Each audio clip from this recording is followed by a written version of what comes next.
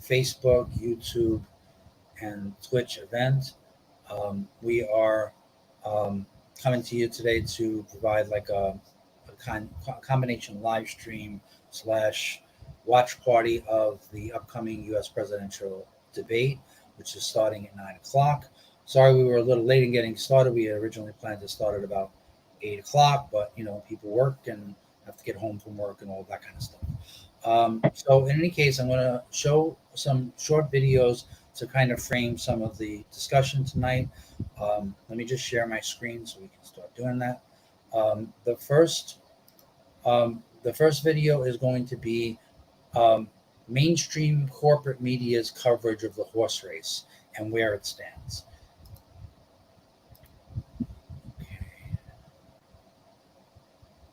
This week, CNN released a slew of battleground polling. There was so much information inside, but one thing was missing. One big thing.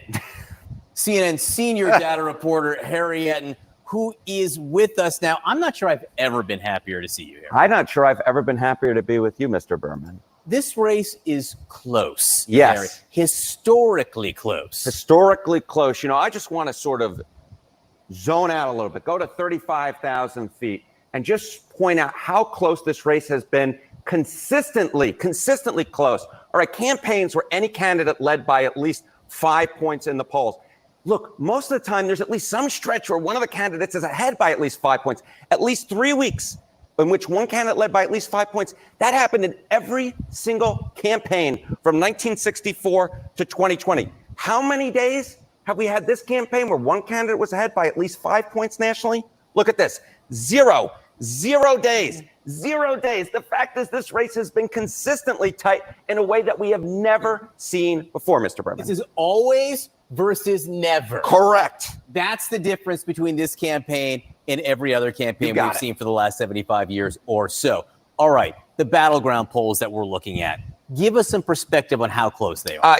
Sometimes we look at these 7 close states and, you see all these numbers that are up there and you go, I can't make heads or tails of it. So I just want to sort of combine them and look at the Democrat versus Donald Trump in those 7 closest battleground states. Look at the 2020 final margin and average across these 7 states. It was Biden plus 0.9 points.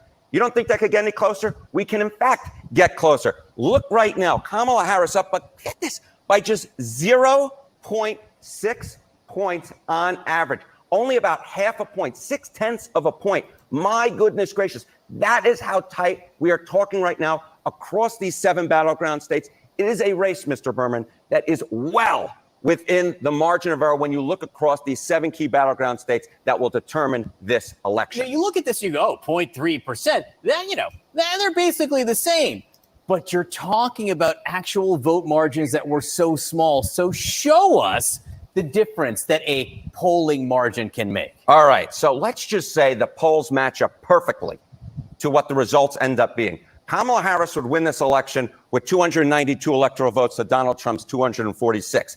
But let's just say we move the current polls and let's say the result differs by them by a single percentage point and Donald Trump is the beneficiary of it. Look at this. If Trump outperforms his current polls by just a single point, you take that Kamala Harris win and look at this. Donald Trump gets 287 electoral votes because the bottom line is Pennsylvania would flip up here, and you would also get this flip out in Nevada over here. And that, my friends, is what we're talking about. We are talking about the closest campaign in a generation where a single point could make all the difference in the world. John, this is a truly exciting race right now where any slight movement can make all the difference in the world. And even more exciting because you are here with us. Thank you, John. As we've been noting this morning, we're just 2 months out from the election.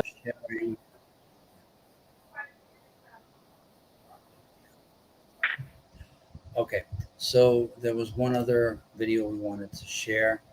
We're having a problem. Our live stream's not going to the coalition website and a coalition Facebook page, and I don't know why. So I'm working on that. In any case, let's watch this video from Sean Fain in the UAW, which takes on where the real inflation crisis is coming from in this country. Walter Reuther once said that there is a direct relationship between the ballot box and the bread box, and that couldn't be any truer now. We have a cost of living crisis in this country, from the gas pump to the grocery store, from your car to your rent to your medical bills. Costs are going higher and higher. If you listen to the corporate media and the pundits, you'll hear a million explanations. They'll say wages are too high.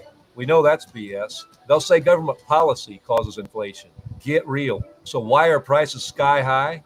Because corporations are jacking up prices. And why do they do it? Corporate greed.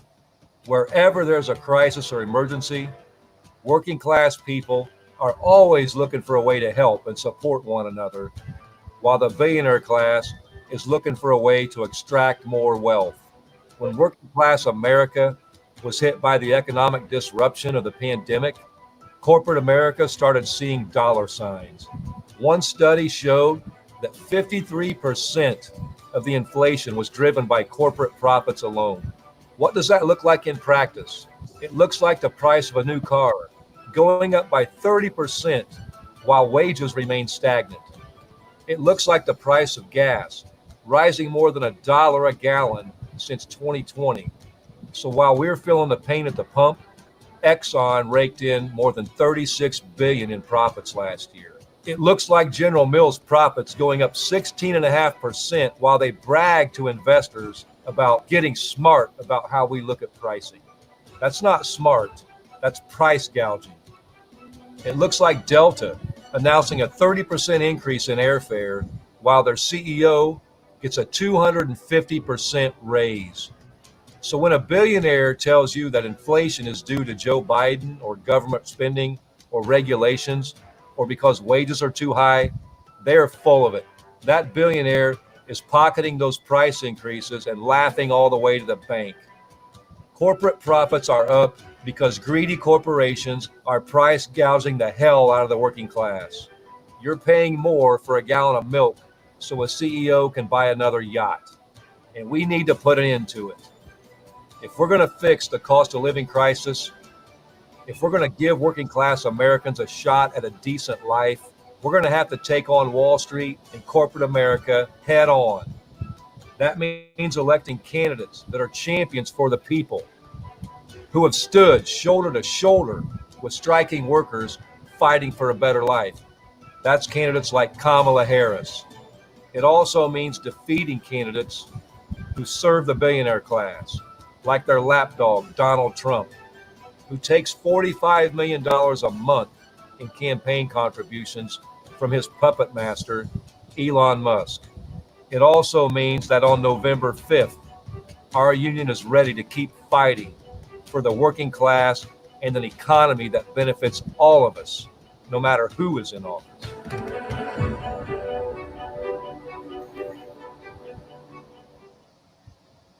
Let me just stop sharing. Okay. All right. So, Seth, can you begin to frame some of the discussion? I mean, we want to be honest about our differences with Sean Fain. There are Sure.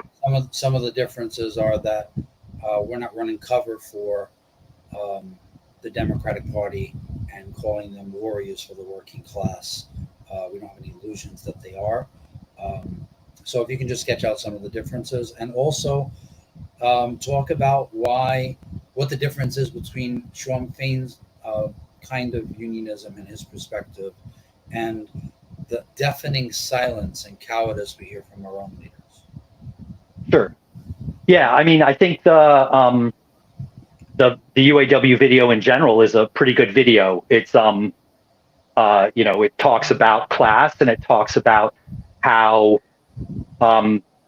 it acknowledges that the working class is suffering, right? Inflation has hurt us, and we know in our union our wages didn't go up anywhere near enough to keep up with inflation, and that's important. And it puts the blame squarely where it belongs, which is on the big corporations who are raking in profit, right? If you expected that higher costs were the primary thing on the corporate side that were leading to inflation, then you expect them to pass those costs along. You would expect to see profits stable through that as they raise the cost to keep up with their supply costs. But that's not what's happened over the past couple of years. We've seen, as what happened with the pandemic, we saw corporate profits have gone to record levels, absurd levels, and they talk about that in there. And so what's important to note is that, Trump and MAGA and the right wing keep trying to hit Biden and Harris as the cause of inflation,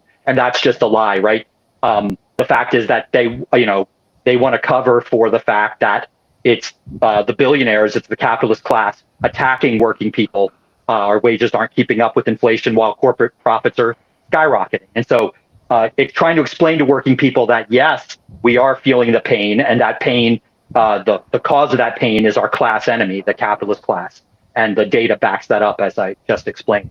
So I think that's really important, and it diffuses Trump and MAGA's lies that, they lie basically about everything on that issue. However, we saw at the end of the video, we saw them cheerleading for Harris and Waltz and saying that they're, warriors for working people. And we know that that's not the case. We frame things very differently. We accept reality for what it is. Both parties are corporate parties. Both sides are backed by billionaires. But there's a big difference in this race in that, we saw in the video that people like Elon Musk and Peter Thiel are backing Trump. Trump's a billionaire himself. And that's so important because they are the part of the capitalist class who actively want to take back what unions have won, take back what people of color, Black people have won with civil rights. And they're very aggressive in that. And it's become so aggressive, and MAGA has become such a big violent movement that it's become a form of fascism. And your T-shirt right there, which comes from the UAW, right, comes from a conversation that Musk and Trump openly had, where Trump applauded Musk for firing striking workers, saying that that's a great thing and that's what he wants to do too. And that smashes unions. And so we don't frame it as Harris and Waltz are warriors, that are, on the side of working people, but they aren't the tip of the spear actively wanting to smash unions. And that's the real thing, is that if you're a working person and you want a decent quality of life, right? If you vote electing a party that wants to smash unions, that wants to take away Social Security, or weaken Social Security, that wants to take away our civil rights and so forth, especially smashing unions. Unions are what's responsible for keeping wages up in this country, both for union and non-union workers. And so if you weaken the unions, if you smash the unions, which is what that side, Peter Thiel and Elon Musk, want to do, you can lower wages for everybody. And it will make our lives worse and stop our ability to fight back. And so the threat is immense here, right? We saw from January 6th. We saw from what's going on in the MAGA states, making it legal to drive, kill protesters by driving cars into them. We see it in the spate and right-wing attacks, mass shootings, and things like that. So we see that this is a violent movement that, Mehdi Hassan talked about Trump wanting to use the Insurrection Act against protesters. And those mass movements and strikes and so forth are what have gained us the things that we gained. And that fascism wants to take those things away. And so this idea that somehow things were better under Trump, when that's simply not true when you look at the end of the Trump administration. It is true that inflation hit us hard, but it came from the same corporate masters who are backing Trump, and that those corporate masters want to take away our gains and make things worse for us, smash unions, weaken unions, take away, weaken Social Security, Medicare, Medicaid, take away civil rights, voting rights, and civil rights and democratic rights. As we saw with things like January 6th and in the MAGA states where they're making it harder to vote, gerrymandering, and all that stuff. So that's one thing. And just the last thing I want to say is it's really important is, speaking to my fellow workers in Local 100, that video came from a union. It came from UAW. And people can say, okay, well, union leaders suck, so this is just some puppet bull crap. But the fact is that UAW, Sean Fain, that leadership won the most successful strike that we've seen in decades in America. If you look at what union workers won, they got rid of a second tier. They got significant wage increases, safety. They got a ton of stuff by going on strike and expanding that strike. They took it to the bosses and they won. And so Shawn Fain has the reputation as a militant union leader who builds his union into an army to fight back. And it's not like Richie Davis or Canela Gomez, the people we've had here who just sell us out with Medicare Advantage, whatever the MTA offers. It's not the same thing. He's speaking as a militant union leader and telling the truth to working people about the cause of the crisis. So I think that's it's a good video, and it explains why all the MAGA and Trump lies about inflation are just a complete BS. Yeah. I think also we do have to say, to be fair, to Shawn Fain, that there's a reason why he's constantly on Trump's lips. There's a reason why he's constantly targeted and Trump is telling auto workers to get rid of this leadership because they're not on your side because they don't support me. And Trump, and this entire campaign is about targeting stochastic terrorism towards those who disagree with them, those who don't bow before their leader, the Orange Fuhrer, and give him whatever he wants and kiss his ass. So it's not just about it's the right position to take for the working class.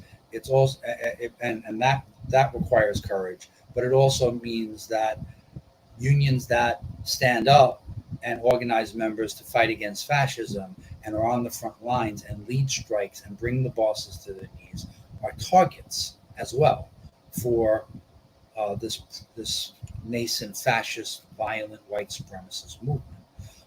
And it's also the reason why cowards like Richie Davis, who fell asleep in the lap of the bosses and couldn't care less about the fight for democratic rights, because they suppress our democratic rights all the time within our own union. They are the Trump within our union in terms of voter suppression, vote rigging, the elections committee being on the payroll of the president, an executive board that is a rubber stamp for whatever the president wants to do, even when that president assaults our coworkers, sexually assaults them, even when our VP physically assaults and puts in the hospital their own members. So there's a reason why they're silent about all this, because they don't really disagree too much with Trump's strategy. They're perfectly okay with political violence as long as it continues to keep them the privileges and the perks that they want.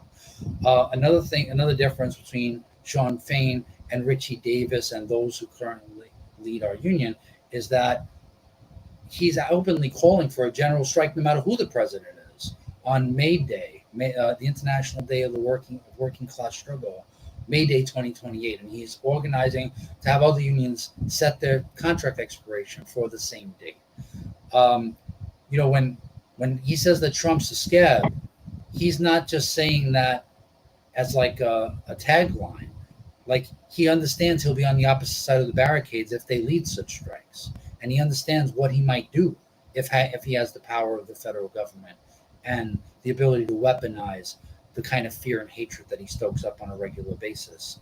So it's not just about what Trump does, it's about what the movement does and the threat that they pose to the working class in general.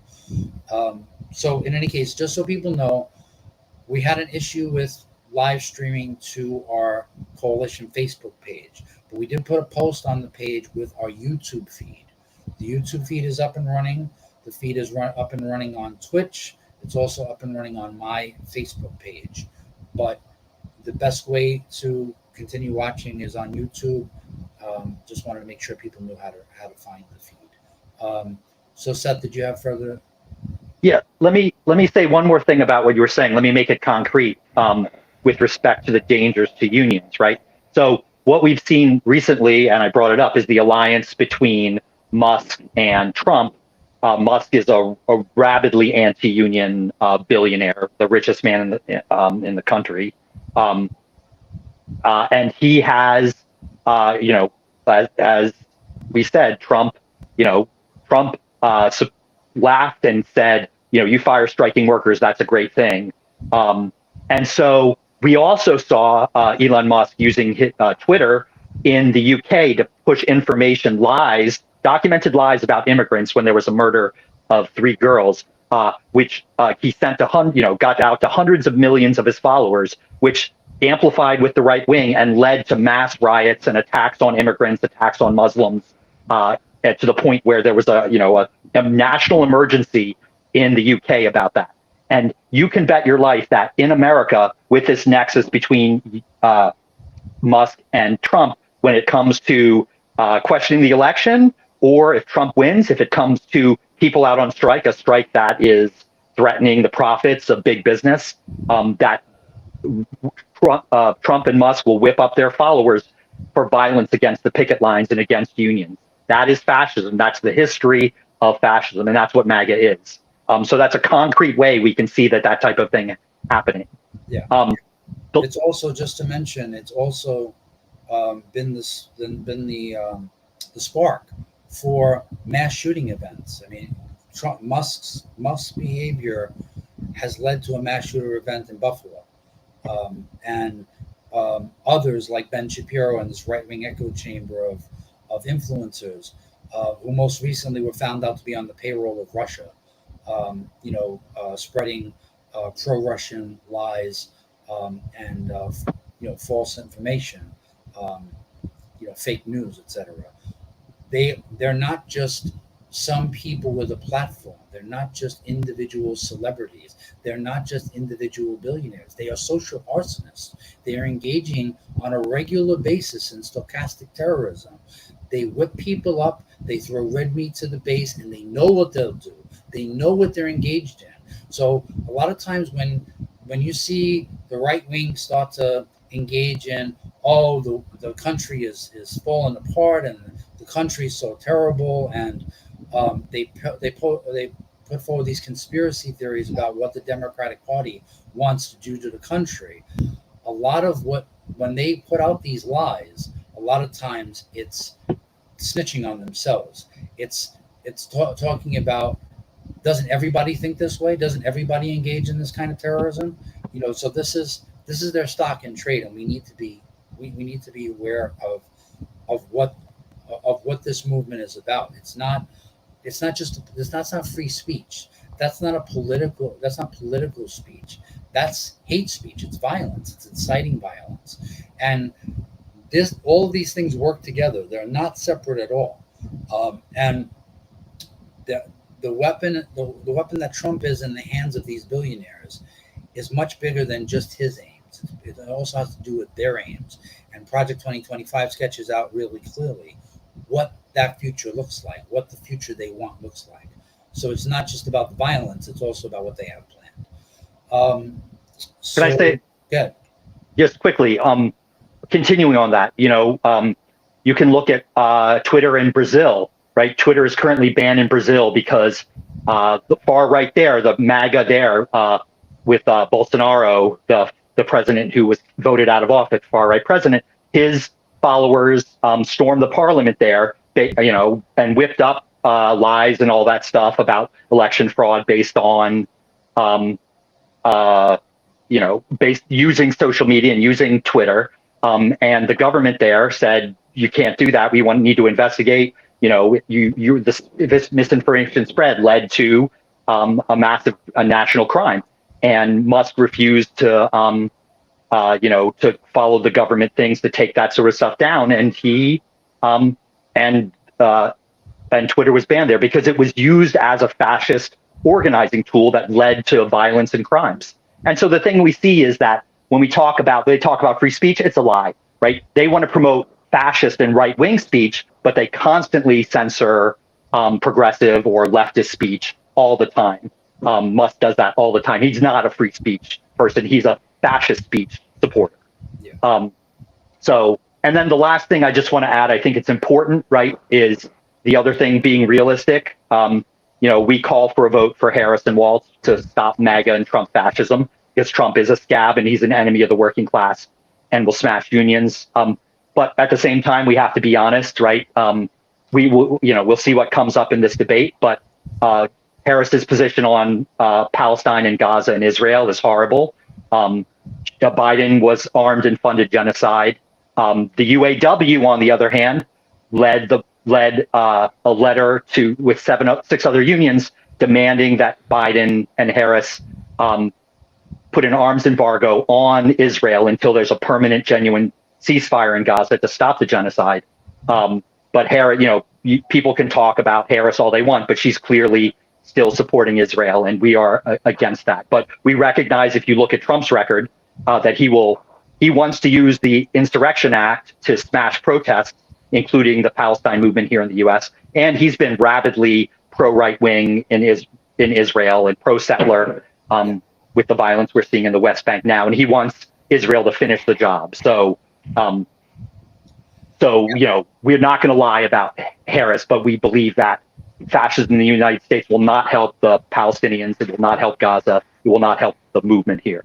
Yeah, we're actually running out of time for the debate. We have 17 minutes till the debate starts. So I just want to try to pivot to talking about how Harris is fucking up and the fact that this race should not be close. The majority of Americans are not in favor of Trump's strategies or his proposals. His base is, but his base has a very real ceiling. And that ceiling is not enough to win a presidential election under normal circumstances.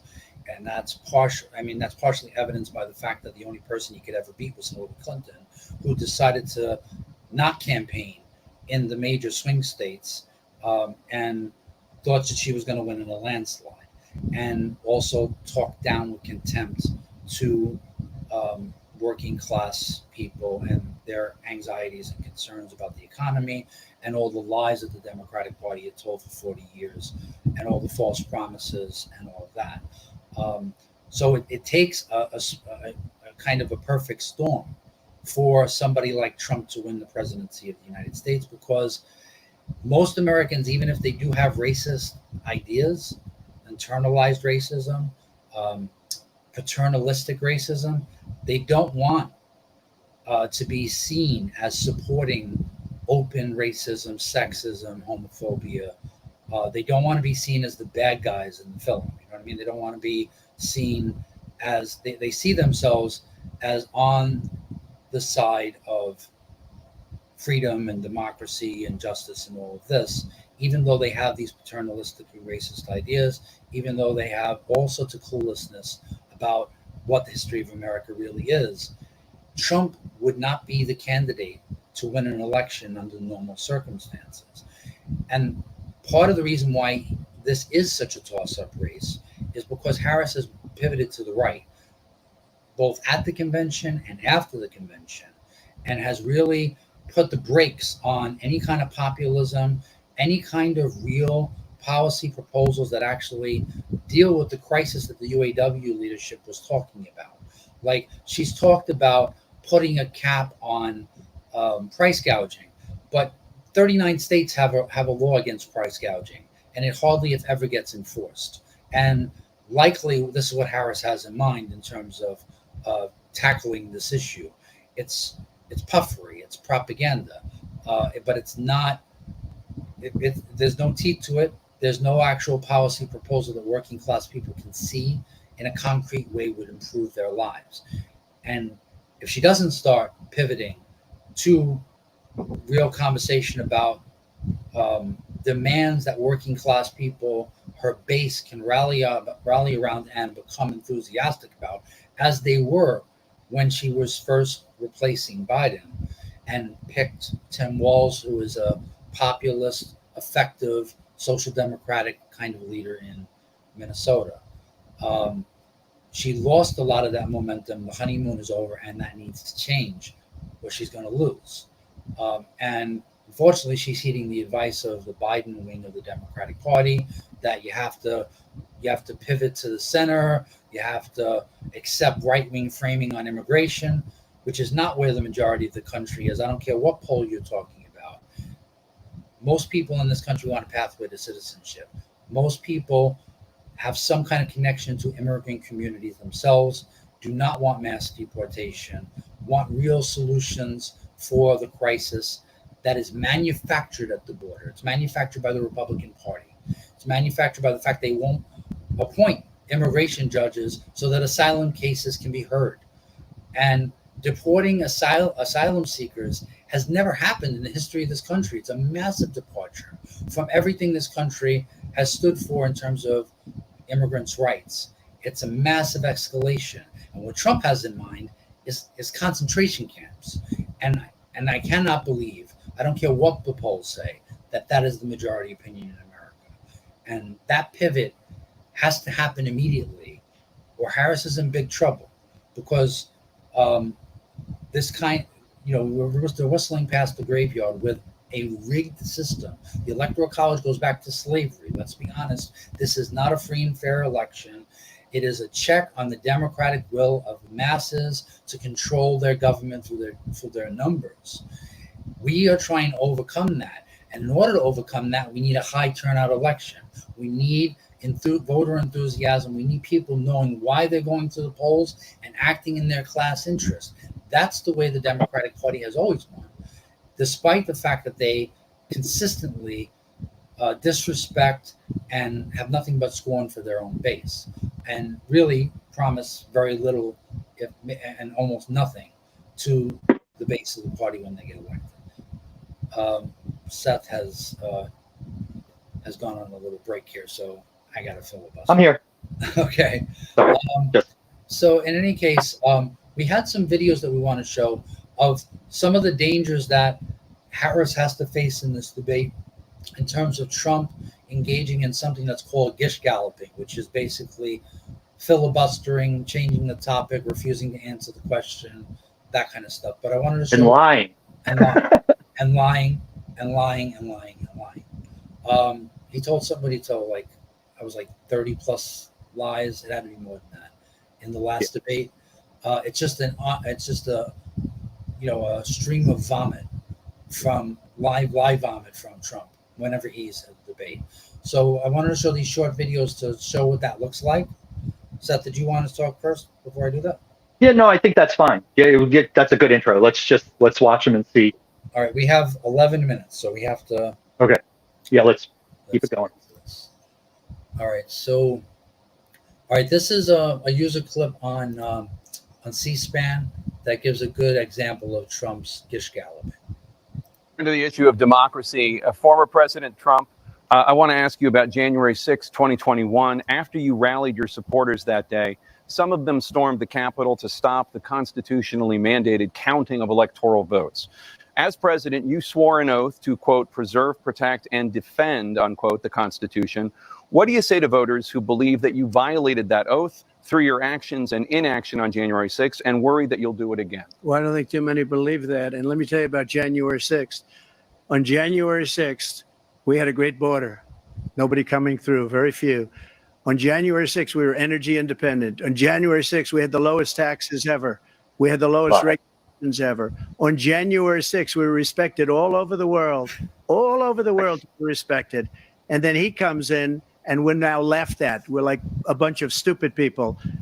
What happened to the United States' reputation under this man's leadership is horrible, including weaponization, which I'm sure at some point you'll be talking about, where he goes after his political opponent because he can't beat him fair and square.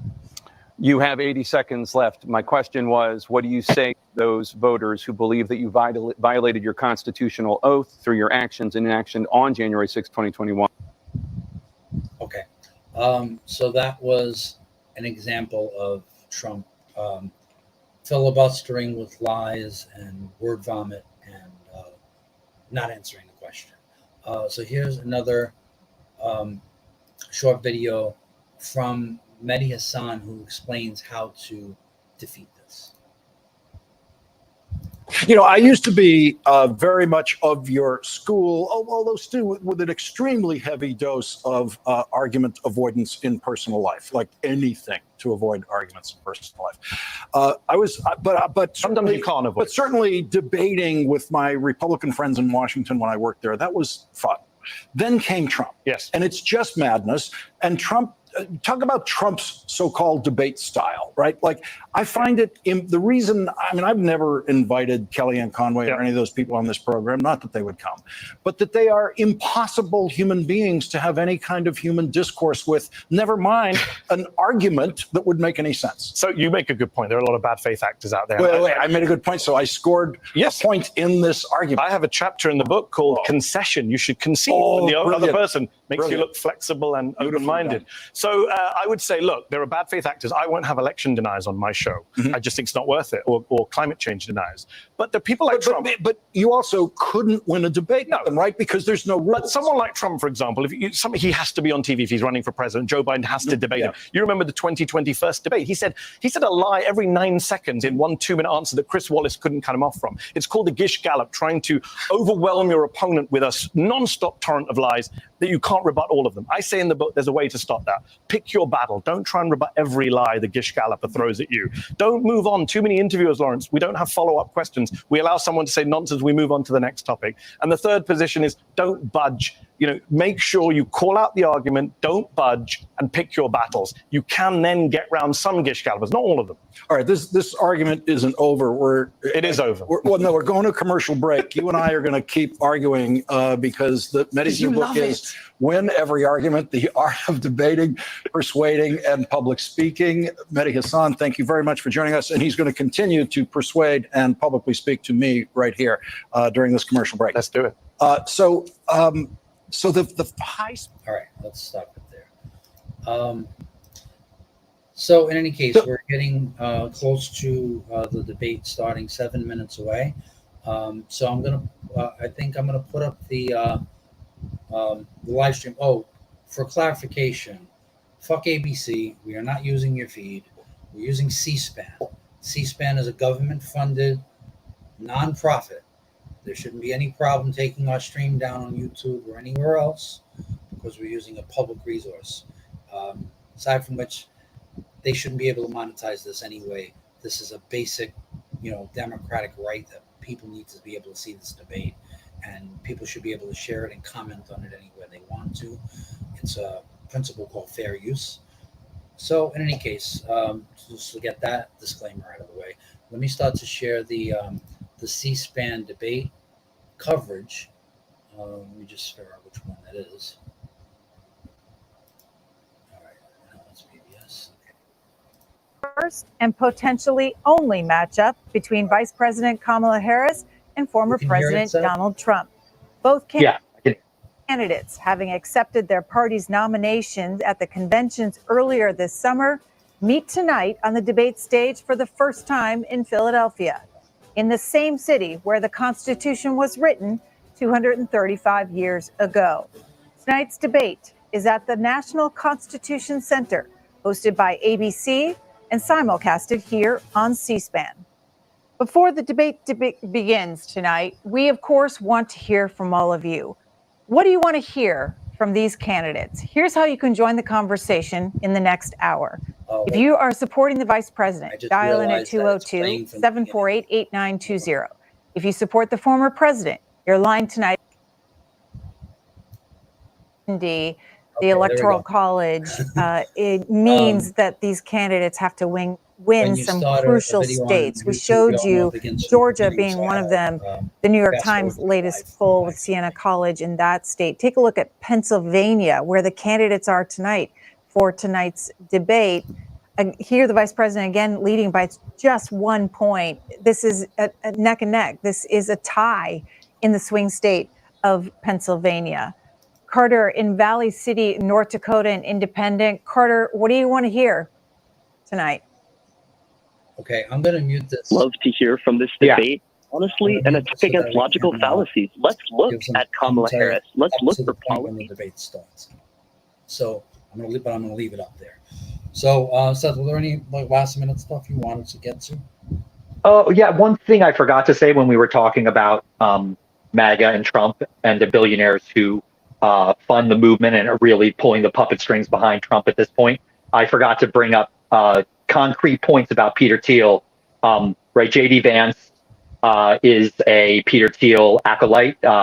Peter Thiel pumped up his campaigns for senator in Ohio, and he is basically a Peter Thiel man. And Peter Thiel, you can see on record, right? He basically says that to have freedom, for people like Peter Thiel to have freedom now, it's incompatible with democracy, and openly talking about, right, the fact that democracy needs to end. So these are the type of people who are behind MAGA, who are behind the far right, and what they want. And so there is a difference. And unions are on the line. Basic civil rights are, what democracy we have is on the line, as we saw with January 6th.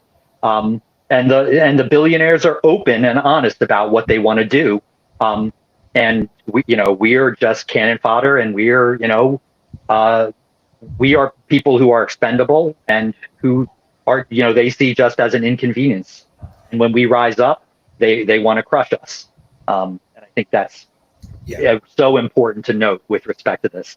This is going on. People talked about how close Pennsylvania is, right? We urge transit workers to reach out to us. We are in contact with the Working Families Party in Pennsylvania. We plan to go there to speak our own message why MAGA and Trump and MAGA fascism have to be stopped. We plan to tell the truth about Harris and Walz, but that there is a side in this election because of the danger of fascism.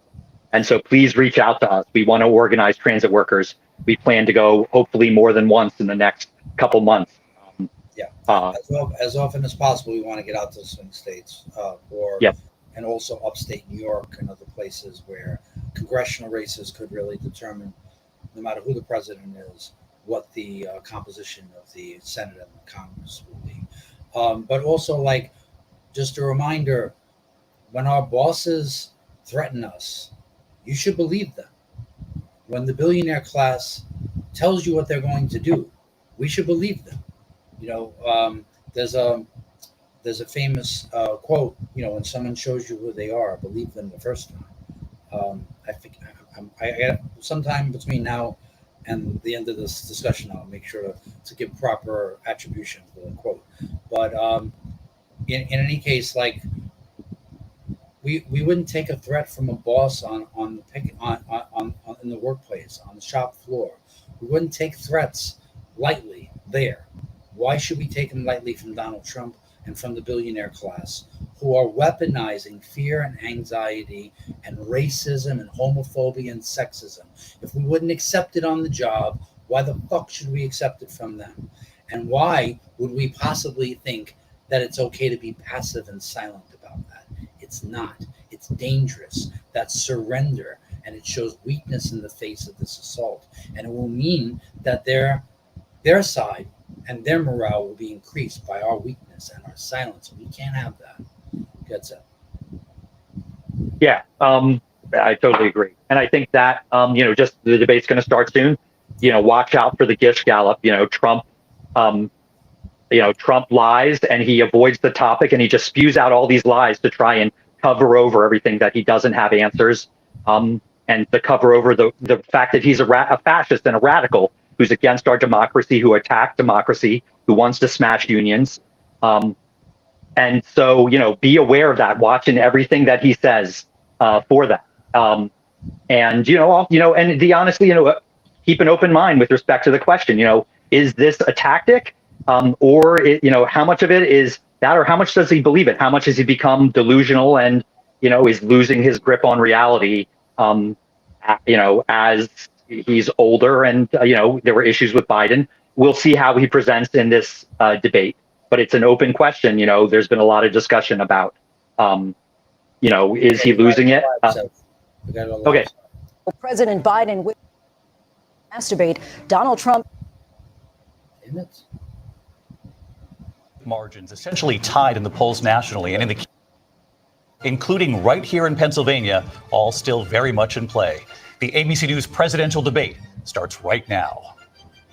This is an ABC News special, the most consequential moment of this campaign. Kamala Harris. Together, we will chart a new way forward. Donald Trump. We will soon be a great nation again. Face to face, historic. the ABC News presidential debate. Here now, David Muir and Lindsay Davis. Good evening. I'm David Muir, and thank you for joining us for tonight's ABC News presidential debate. We want to welcome viewers watching on ABC and around the world tonight. Vice President Kamala Harris and President Donald Trump are just moments away from taking the stage in this unprecedented race for president. And I'm Lindsay Davis. Tonight's meeting could be the most consequential event of their campaigns, with Election Day now less than 2 months away. For Vice President Kamala Harris, this is her first debate since President Biden withdrew from the race on July 21st. Of course, that decision followed his debate against President Donald Trump in June. Since then, this race has taken on an entirely new dynamic. And that brings us to the rules of tonight's debate. 90 minutes with 2 commercial breaks. No topics or questions have been shared with the campaigns. The candidates will have 2 minutes to answer questions, and this is the clock. That's what they'll be seeing. 2 minutes for rebuttals and 1 minute for follow-ups, clarifications, or responses. Their microphones will only be turned on when it's their turn to speak. No pre-written notes allowed.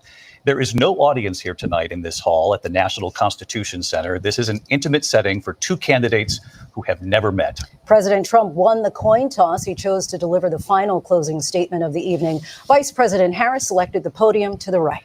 So let's now welcome the candidates to the stage. Vice President Kamala Harris and President Donald Trump.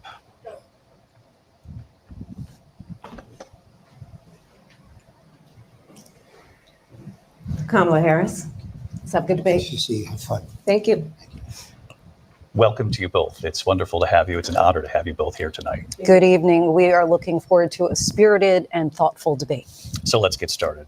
I want to begin tonight with the issue that voters repeatedly say is their number one issue, and that is the economy and the cost of living in this country. Vice President Harris, you and President Trump were elected 4 years ago, and your opponent on the stage here tonight often asks his supporters, are you better off than you were 4 years ago? When it comes to the economy, do you believe Americans are better off than they were 4 years ago? So I was raised as a middle-class kid, and I am actually the only person on this stage who has a plan that is about lifting up the middle class and working people of America. I believe in the ambition, the aspirations, the dreams of the American people. And that is why I imagine and have actually a plan to build what I call an opportunity economy. Because here's the thing. We know that we have a shortage of homes and housing, and the cost of housing is too expensive for far too many people. We know that young families need support to raise their children, and I intend on extending a tax cut for those families of $6,000, which is the largest child tax credit that we have given in a long time, so that those young families can afford to buy a crib, buy a car seat, buy clothes for their children. My passion, one of them, is small businesses. My mother raised my sister and me, but there was a woman who helped raise us. We call her our second mother. She was a small business owner. I love our small businesses. My plan is to give a $50,000 tax deduction to start up small businesses, knowing they are part of the backbone of America's economy. My opponent, on the other hand, his plan is to do what he has done before, which is to provide a tax cut for billionaires and big corporations, which will result in $5 trillion to America's deficit. My opponent has a plan that I call the Trump's sales tax, which would be a 20% tax on everyday goods that you rely on to get through the month. Economists have said that Trump sales tax would actually result for middle-class families in about $4,000 more a year, because of his policies and his ideas about what should be the backs of middle-class people paying for tax cuts for billionaires. President Trump, I'll give you 2 minutes. First of all, I have no sales tax. That's an incorrect statement. She knows that. We're doing tariffs on other countries. Other countries are going to finally, after 75 years, pay us back for all that we've done for the world. And the tariff will be substantial in some cases. I took in billions and billions of dollars, as you know, from China. In fact, they never took the tariff off because there was so much money they can't. It would totally destroy everything that they've set out to do. They're taking in billions of dollars from China and other places. They've left the tariffs on. When I had it, I had tariffs, and yet I had no inflation.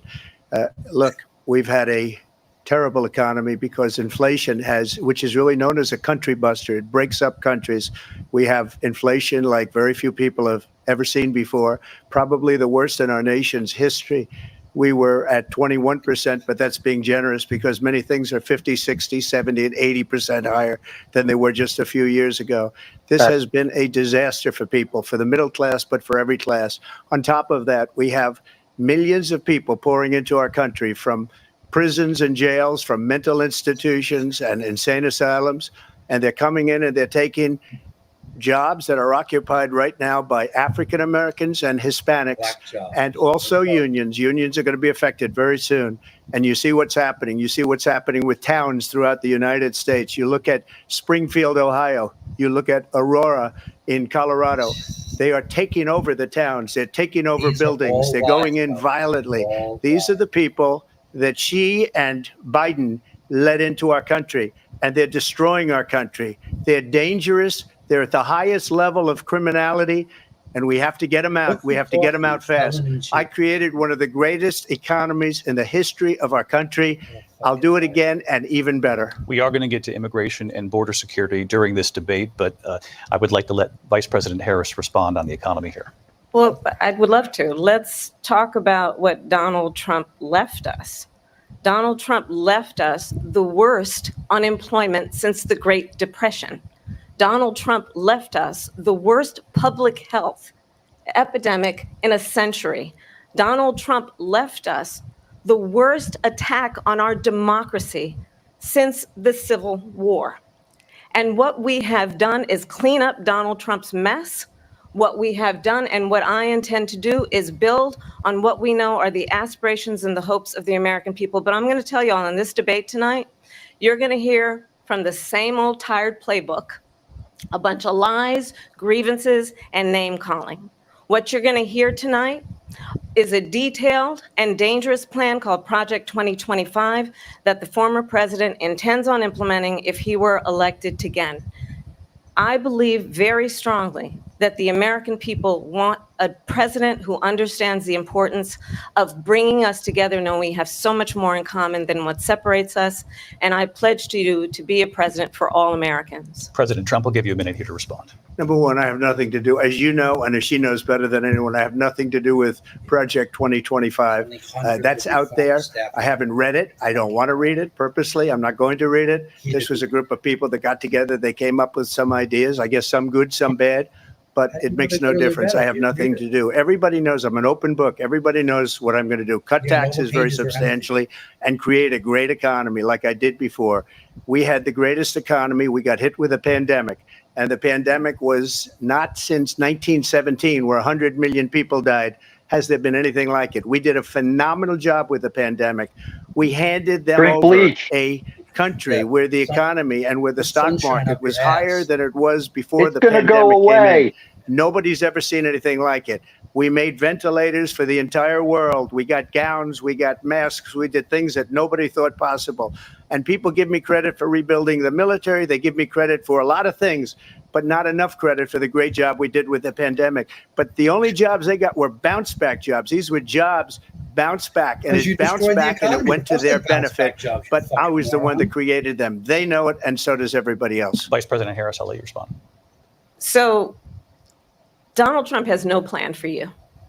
And when you look at his economic plan, it's all about tax breaks for the richest people. I am offering what I describe as an opportunity economy, and the best economists in our country, if not the world, have reviewed our relative plans for the future of America. What Goldman Sachs has said is that Donald Trump's plan would make the economy worse. Mine would strengthen the economy. What the Wharton School has said is Donald Trump's plan would actually explode the deficit. 16 Nobel laureates have described his economic plan as something that would increase inflation and by the middle of next year would invite a recession.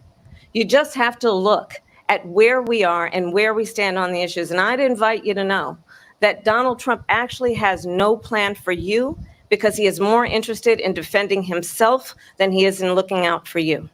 It's just a soundbite. They gave her that to say. Look, I went to the Wharton School of Finance, and many of those professors, the top professors, think my plan is a brilliant plan. It's a great plan. It's a plan that's going to bring up our worth, our value as a country. It's going to make people want to be able to go and work and create jobs and create a lot of good, Whenever he solid starts talking money about, a lot for of our people say for our he's country. full And of just to finish off, she doesn't have a plan. She copied Biden's plan, and it's like 4 sentences, like run, spot, run. 4 sentences that are just, oh, we'll try and lower taxes. She doesn't have a plan. Take a look at her plan. She doesn't have a plan. Mr. President, I do want to drill down on something you both brought up. The Vice President brought up your tariffs. You responded, and let's drill down on this because your plan is what she calls is essentially a national sales tax. Your proposal calls for tariffs, as you pointed out here, on foreign imports across the board. You recently said that you might double Tariffs your are plan, passed on to imposing the consumer. tariffs up to 20% on goods coming into this country. As you know, many economists say that with tariffs at that level, costs are then passed on to the consumer. Vice President Harris has argued it'll mean higher prices on gas, food, clothing, medication, arguing it costs the typical family nearly $4,000 a year. Do you believe Americans can afford higher prices because of tariffs? They're not going to have higher prices. What's going to have and who's going to have higher prices is China and all of the countries that have been ripping us off for years.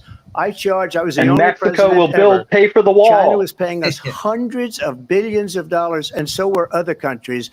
And, you know, if she doesn't like them, they should have gone out and they should have immediately cut the tariffs. But those tariffs are there 3.5 years now under their administration.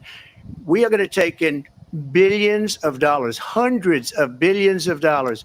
I had no inflation, virtually no inflation. They had the highest inflation perhaps in the history of our country because I've never seen a worse period of time. People can't go out and buy cereal or bacon or eggs or anything else. The people of our country are absolutely dying with what they've done. They've destroyed the economy. And all you have to do is look at a poll. The polls say 80 and 85 and even 90% that the Trump economy was great, that their economy was terrible. Vice President Harris, I do want to ask for your response, and you heard what the president said there, because the Biden administration did keep a number of the Trump tariffs in place. So how do you respond? Well, let's be clear that the Trump administration resulted in a trade deficit, one of the highest we've ever seen in the history of America. He invited trade wars. You want to talk about his deal with China? What he ended up doing is under Donald Trump's presidency, he ended up selling American chips to China to help them improve and modernize their military, basically sold us out, when a policy about China should be in making sure the United States of America wins the competition for the 21st century, which means focusing on the details of what that requires, focusing on relationships with our allies, focusing on investing in American-based technology so that we win the race on AI, on quantum computing, focusing on what we need to do to support America's workforce so that we don't end up having on the short end of the stick in terms of workers' rights. But what Donald Trump did, let's talk about this, with COVID, is he actually thanked President Xi for what he did during COVID. Look at his tweet. Thank you, President Xi, exclamation point, when we know that Xi was responsible for lacking and not giving us transparency about the origins of COVID.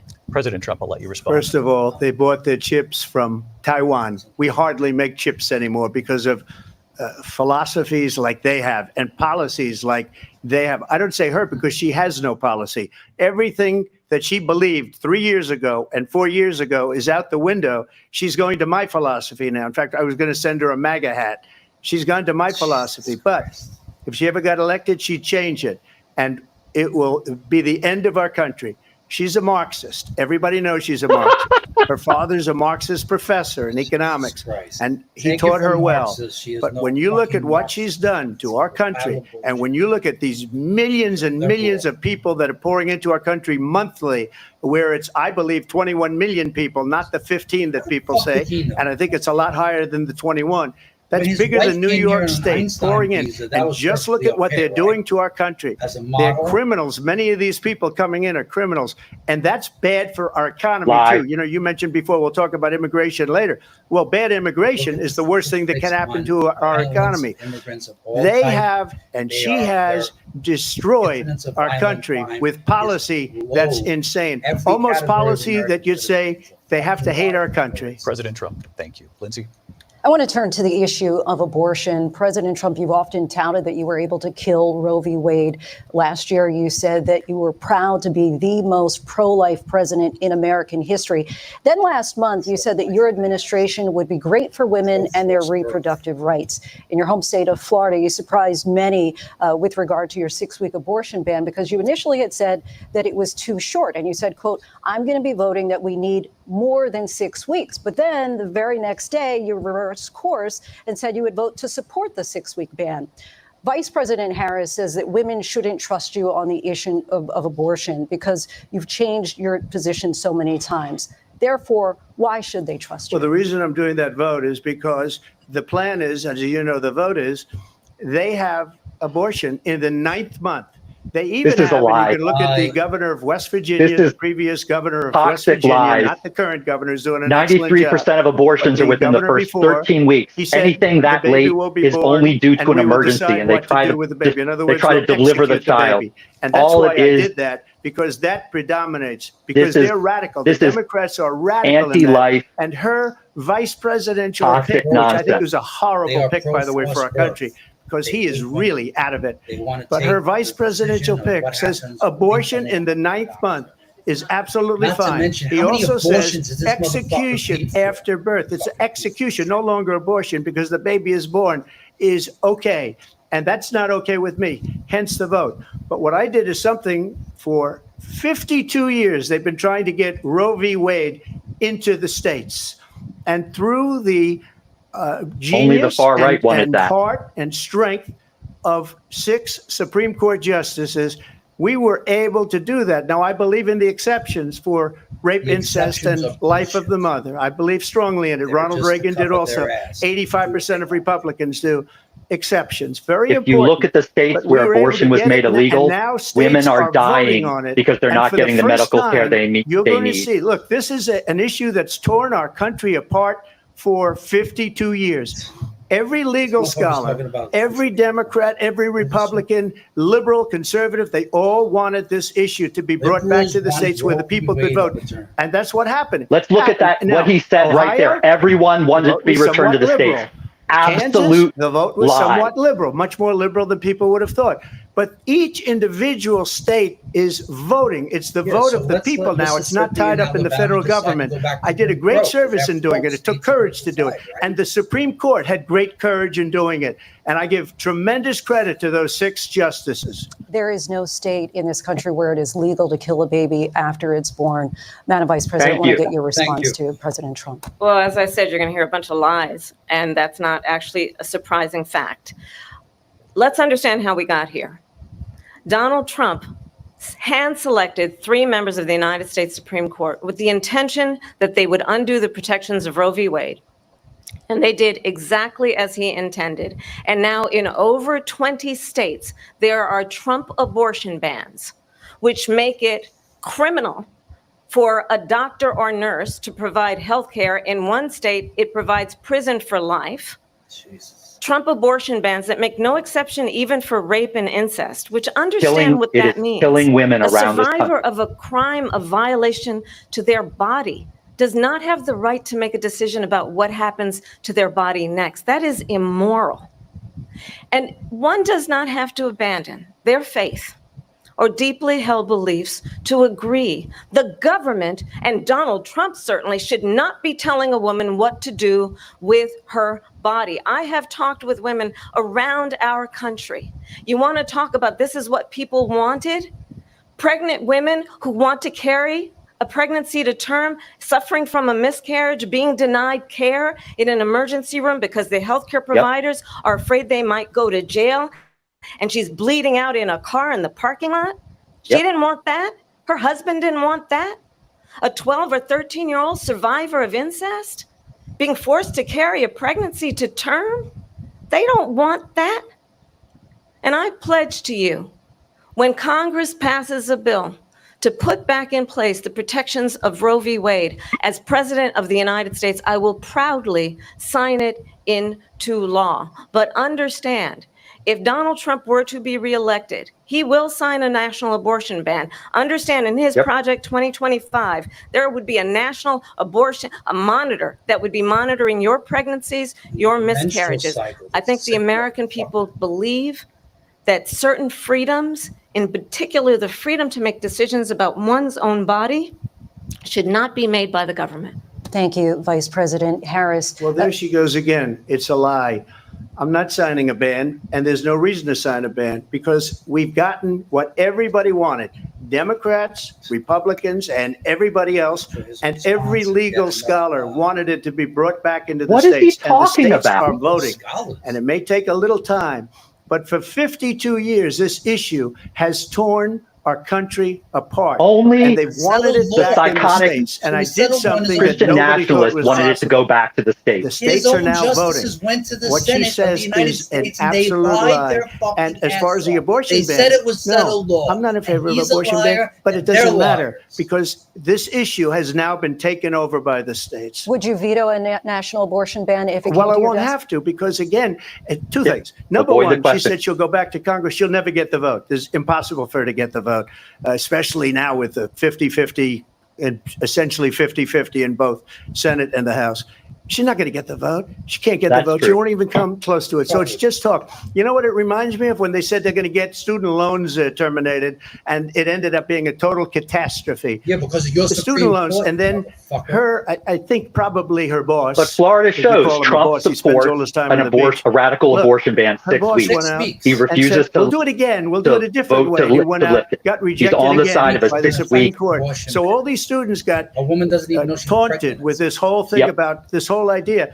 And how unfair that would have been. Part of the reason they lost to the millions and millions of people that had to pay off their student loans. They didn't get it for free. What did you But do they for were saying student it's the same way that they talked about that they talk about abortion. But if I could just get a yes or no, because your running mate, J.D. Vance, has said that you would veto it if it did come to your desk. Well, I didn't discuss it with JD. In all fairness, JD, and I don't mind if he has a certain view, but I think he was speaking for me. But I really didn't.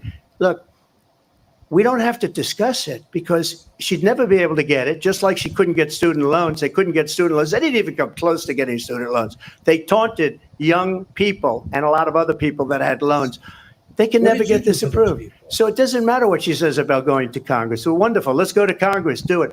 But the fact is that for years they wanted to get it out of Congress and out of the federal government. And we did something that No everybody one said did. couldn't be done. Except- and now you have a except vote the of the crazy people on right-wing- abortion. Vice President Harris, want to give you your time to respond, but I do Well, want to support ask, would you support any restrictions on a woman's right to an abortion? I absolutely support reinstating the protections of Roe v. Wade. And as you rightly mentioned, nowhere in America is a woman carrying a pregnancy to term and asking for an abortion. That is not happening. It's insulting to the women of America. And understand what has been happening under Donald Trump's abortion bans. Couples who pray and dream of having a family are being denied IVF treatments. What is happening in our country? Working people, working women who are working 1 or 2 jobs, who can barely afford childcare as it is, have to travel to another state to get on a plane sitting next to strangers to go and get the health care she needs. Barely can afford to do it, and what you are putting her through is unconscionable. And the people of America have not, the majority of Americans believe in a woman's right to make decisions about her own body.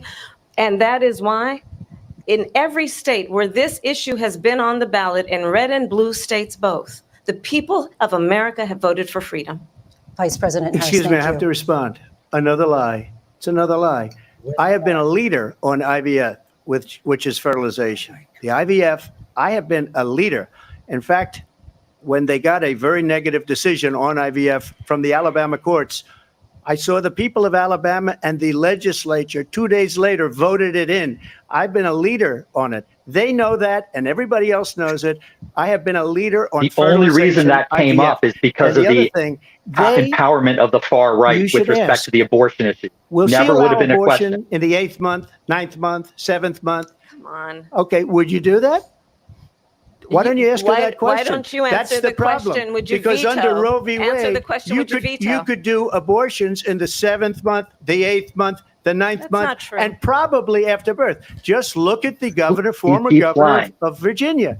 The governor of Virginia said, we put the baby aside and then we determine what we want to do with the baby. President Trump, thank you. We're going to turn now to immigration and border security. We know it's an issue that's important to Republicans, Democrats, voters across the board in this country. Vice President Harris, you were tasked by President Biden with getting to the root causes of migration from Central America. We know that illegal border crossings reached a record high in the Biden administration. This past June, President Biden imposed tough new asylum restrictions. We know the numbers since then have dropped significantly.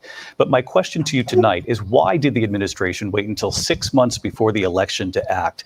And would you have done anything differently from President Biden on this? So I'm the only person on this stage who has prosecuted transnational criminal organizations for the trafficking of guns, drugs, and human beings.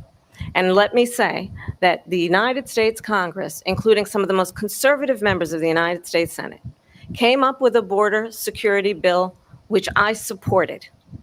And that bill would have put 1,500 more border agents on the border to help those folks who are working there right now overtime, trying to do their job. It would have allowed us to stem the flow of fentanyl coming into the United States. I know there are so many families watching tonight who have been personally affected by the surge of fentanyl in our country. That bill would have put more resources to allow us to prosecute transnational criminal organizations for trafficking in guns, drugs, and human beings. But you know what happened to that bill? Donald Trump got on the phone, called up some folks in Congress and said, kill the bill. And you know why? Because he'd prefer to run on a problem instead of fixing a problem. And understand, this comes at a time where the people of our country actually need a leader who engages in solutions, who actually addresses the problems at hand. But what we have in the former president is someone who would prefer to run on a problem instead of fixing a problem. And I'll tell you something, he's going to talk about immigration a lot tonight, even when it's not the subject that is being raised. And I'm going to actually do something really unusual, and I'm going to invite you to attend one of Donald Trump's rallies, because it's a really interesting thing to watch. You will see during the course of his rallies, he talks about fictional characters like Hannibal Lecter. He will talk about windmills cause cancer. And what you will also notice is that people start leaving his rallies early out of exhaustion and boredom. And I will tell you, the one thing you will not hear him talk about is you. You will not hear him talk about your needs, your dreams, and your desires.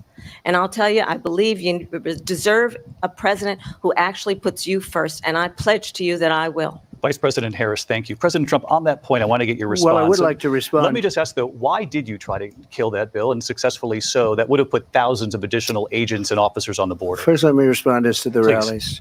She said people start leaving. People don't go to her rallies. There's no reason to go. You got him. And the people that do go, she's busing them in and paying them to be there.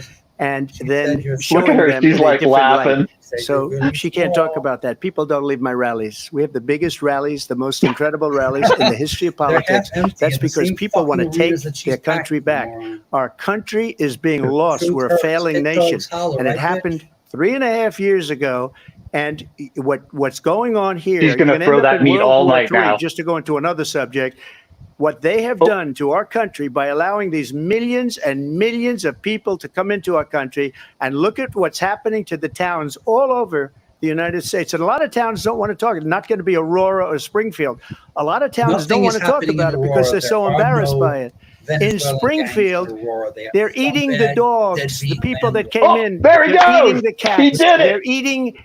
They're eating the pets of the people that live there. Asian people And this is are what's eating happening pets in our in country. Springfield, And it's a Illinois. shame.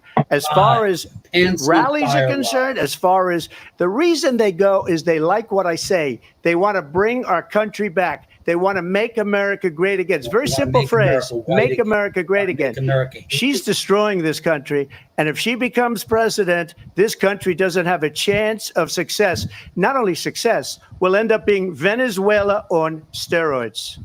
I just want to clarify here. You bring up Springfield, Ohio, and ABC News did reach out to the city manager there. He told us there have been no credible reports of specific claims of pets being harmed, injured, or abused by individuals within the immigrant community. Well, I've seen people on television. Let me just say here, this is the people on television say my dog was taken and used for food. So maybe he said that, and maybe that's a good thing to say for a city manager. I'm not taking this from but television. But the people I'm on taking it from television the city saying their manager. dog was eaten by the people that went there.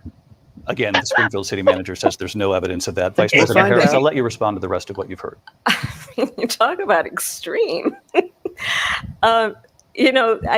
This is, I think, one of the reasons why in this election, I actually have the endorsement of 200 Republicans who have formerly worked with President Bush, Mitt Romney, and John McCain, including the endorsement of former Vice President Dick Cheney and Congress member Liz Cheney. That is not. And if you want to really know the inside track on who the former president is, if you're clear already, just ask people who have worked with him.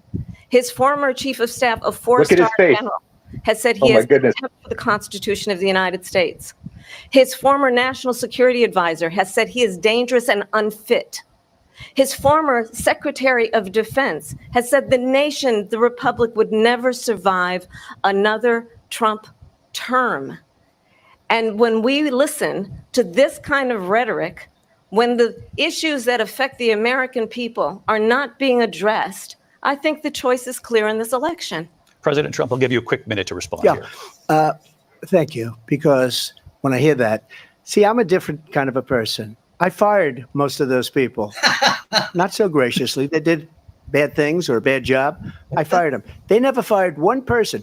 They didn't fire anybody having to do with Afghanistan and the Taliban and the 13 people who's were just killed, viciously and violently killed. And I got to know the parents and the family. They didn't fire. They should have fired all those generals, all those top people, because that was one of the most incompetently handled situations anybody has ever seen. So when somebody does a bad job, I fire him. And you take a guy like Esper, he was no good, I fired him. So he writes a book. Another one writes a book, because with me, they can write books. With nobody else can they? But they have done such a poor job, and they never fire anybody. Look at the economy. Look at the inflation. They didn't fire any of their economists. They have the same people. That's a good way not to have books written about you. But just to finish, I got more votes than any Republican in history by far. In fact, I got more votes than any president, sitting president in history by far. He lost by 8 million votes. Let me continue on immigration. It was what you wanted to talk about earlier. So let's get back to your deportation proposal that the vice president has reacted to as well. President Trump, you call this the largest domestic deportation operation in the history of our country. You say you would use the National Guard. You say if things get out of control, you'd have no problem using the U.S. military. You also said you would use local police. How would you deport 11 million immigrants? I know you believe that number is much higher. Take us through this. What does this look like? Will authorities be going door to door in this country? Yeah, it is much higher because of them. They allowed criminals, many millions of criminals. They allowed terrorists. Donald Trump knows criminals. Common street criminals. They allowed people to come in, drug dealers to come into our country, and they're now in the United States and told by their countries like Venezuela, don't ever come back or we're going to kill you. Do you know that crime in Venezuela and crime in countries all over the world is way down? You know why? Because they've taken their criminals off the street and they've given them to her to put into our country. And this will be one of the greatest mistakes in history for them to allow. In the United States have a lower crime rate than votes, but American it's not citizens. worth it. Because they're destroying the fabric of our country by what they've done. There's never been anything done like this at all. They've destroyed the fabric of our country. Millions of people. I'm concerned about a criminal getting into the White House. Crime is down all over the world except here. Crime here is up and through the What roof. is he talking Despite about? the fraudulent statements that they made, crime in this country is through the roof. And we have a new form of crime. It's called migrant crime. And it's happening at levels that nobody thought possible. President Trump, as you know, the FBI says overall violent crime is actually coming down in this country. But Vice Excuse me, President the Harris, FBI they were defrauding statements. They didn't include the worst cities. They didn't include the cities with the worst crime. It was a fraud, just like their number of 818,000 jobs that they said they created turned out to be a fraud. Everyone's lying except I'll let Trump. you respond, Vice President Harris. Well, I think this is so rich coming from someone who has been prosecuted for national security crimes, economic crimes, election interference, has been found liable for sexual assault, and his next big court appearance is in November at his own criminal sentencing. And let's be clear where each person stands on the issue of what is important about respect for the rule of law and respect for law enforcement. The former vice president called for defunding federal law enforcement, 45,000 agents, get this, on the day after he was arraigned on 34 felony counts. So let's talk about what is important in this race. It is important that we move forward, that we turn the page on this same old tired rhetoric and address the needs of the American people, address what we need to do about the housing shortage, which I have a plan for, address what we must do to support our small businesses, address bringing down the price of groceries. But frankly, the American people are exhausted with this same old tired playbook. Vice President Harris, thank you. Excuse me. Every one of those cases was started by them against their political opponent. And I'm winning most of them, and I will win the rest on appeal. And you saw that with the decision that came down Georgia, just recently from the Supreme Court. The New York case I'm winning most of have them. nothing but to those do are with cases. Biden. It's called weaponization. None of Never them- happened in none of this them. country. They Federal, weaponized state. the Justice Department. Every one of those cases was involved with the DOJ, from running on Atlanta and weaponizing Fani the Justice Willis Department. He to was turning the to his own personal Attorney backdoor. General of New York and the DA in New York. Every jailing one of his those opponents. cases. And Why would you then believe a word they this say, fucking oh, clown is? he's a criminal. They're the ones that made them go after me. By the way, Joe Biden was found essentially guilty on the documents case. And what happened in my documents case? They said, oh, that's the toughest of them all.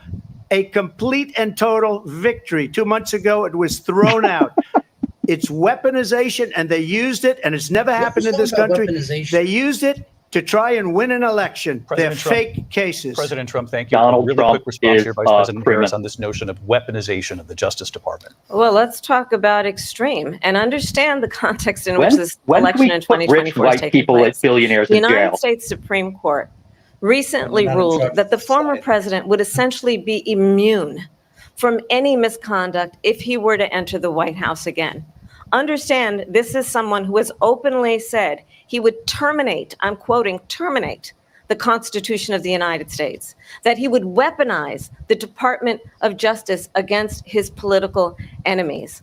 Someone who has openly expressed disdain for members of our military. Understand what it would mean if Donald Trump were back in the White House with no guardrails, because certainly we know now the court won't stop him. We know J.D. Vance is not going to stop him.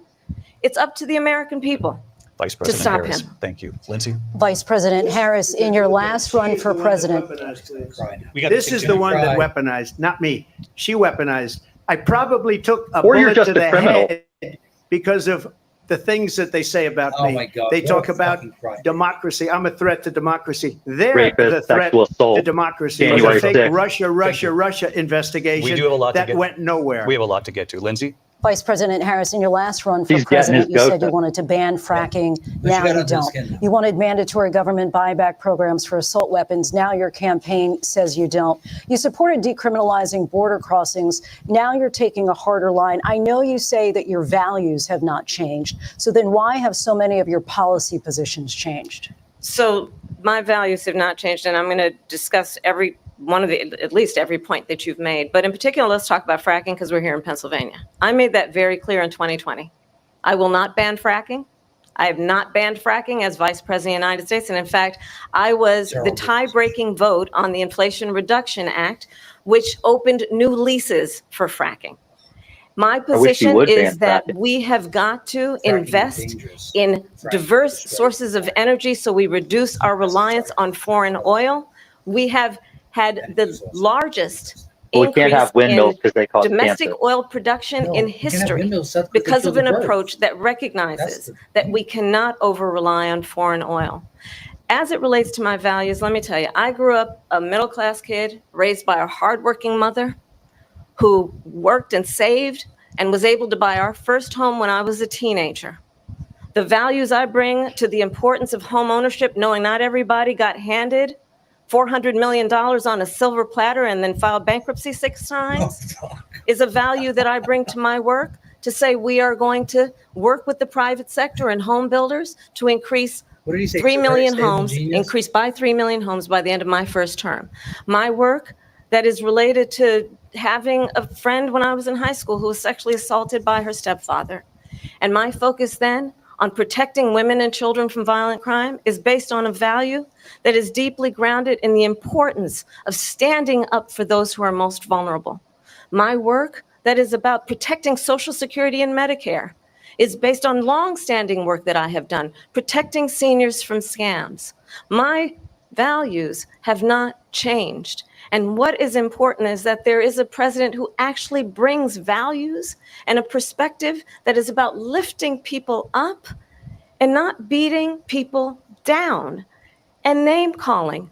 The true measure of the leader is the leader who actually understands the strength is not in beating people down, it's in lifting people up. I intend to be that president. President Trump, your Well, response? first of all, I wasn't given $400 million. I wish I was. My father was a Brooklyn builder, Brooklyn, Queens, and a great father, and I learned a lot from him. But I was given a fraction of that, a tiny fraction, and I built it into many, many billions of dollars, many, many billions. And when people see it, they are even surprised. So we don't have to talk about that. Would have been Fracking, she's been more against if you it for just put it in 12 the years. stock market.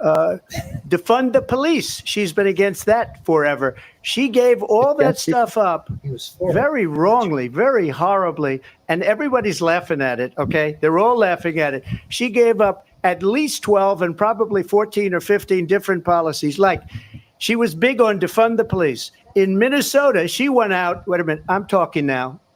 If you don't mind, please. Oh, you just Does interrupted. that sound familiar? Busted just a minute ago. She went out. Whiner.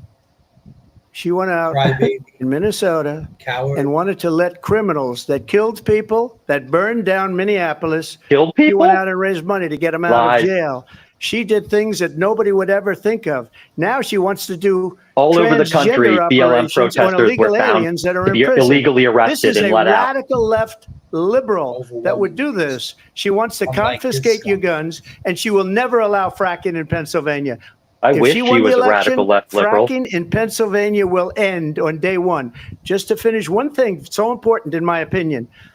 So I got the oil business going like nobody has ever done before.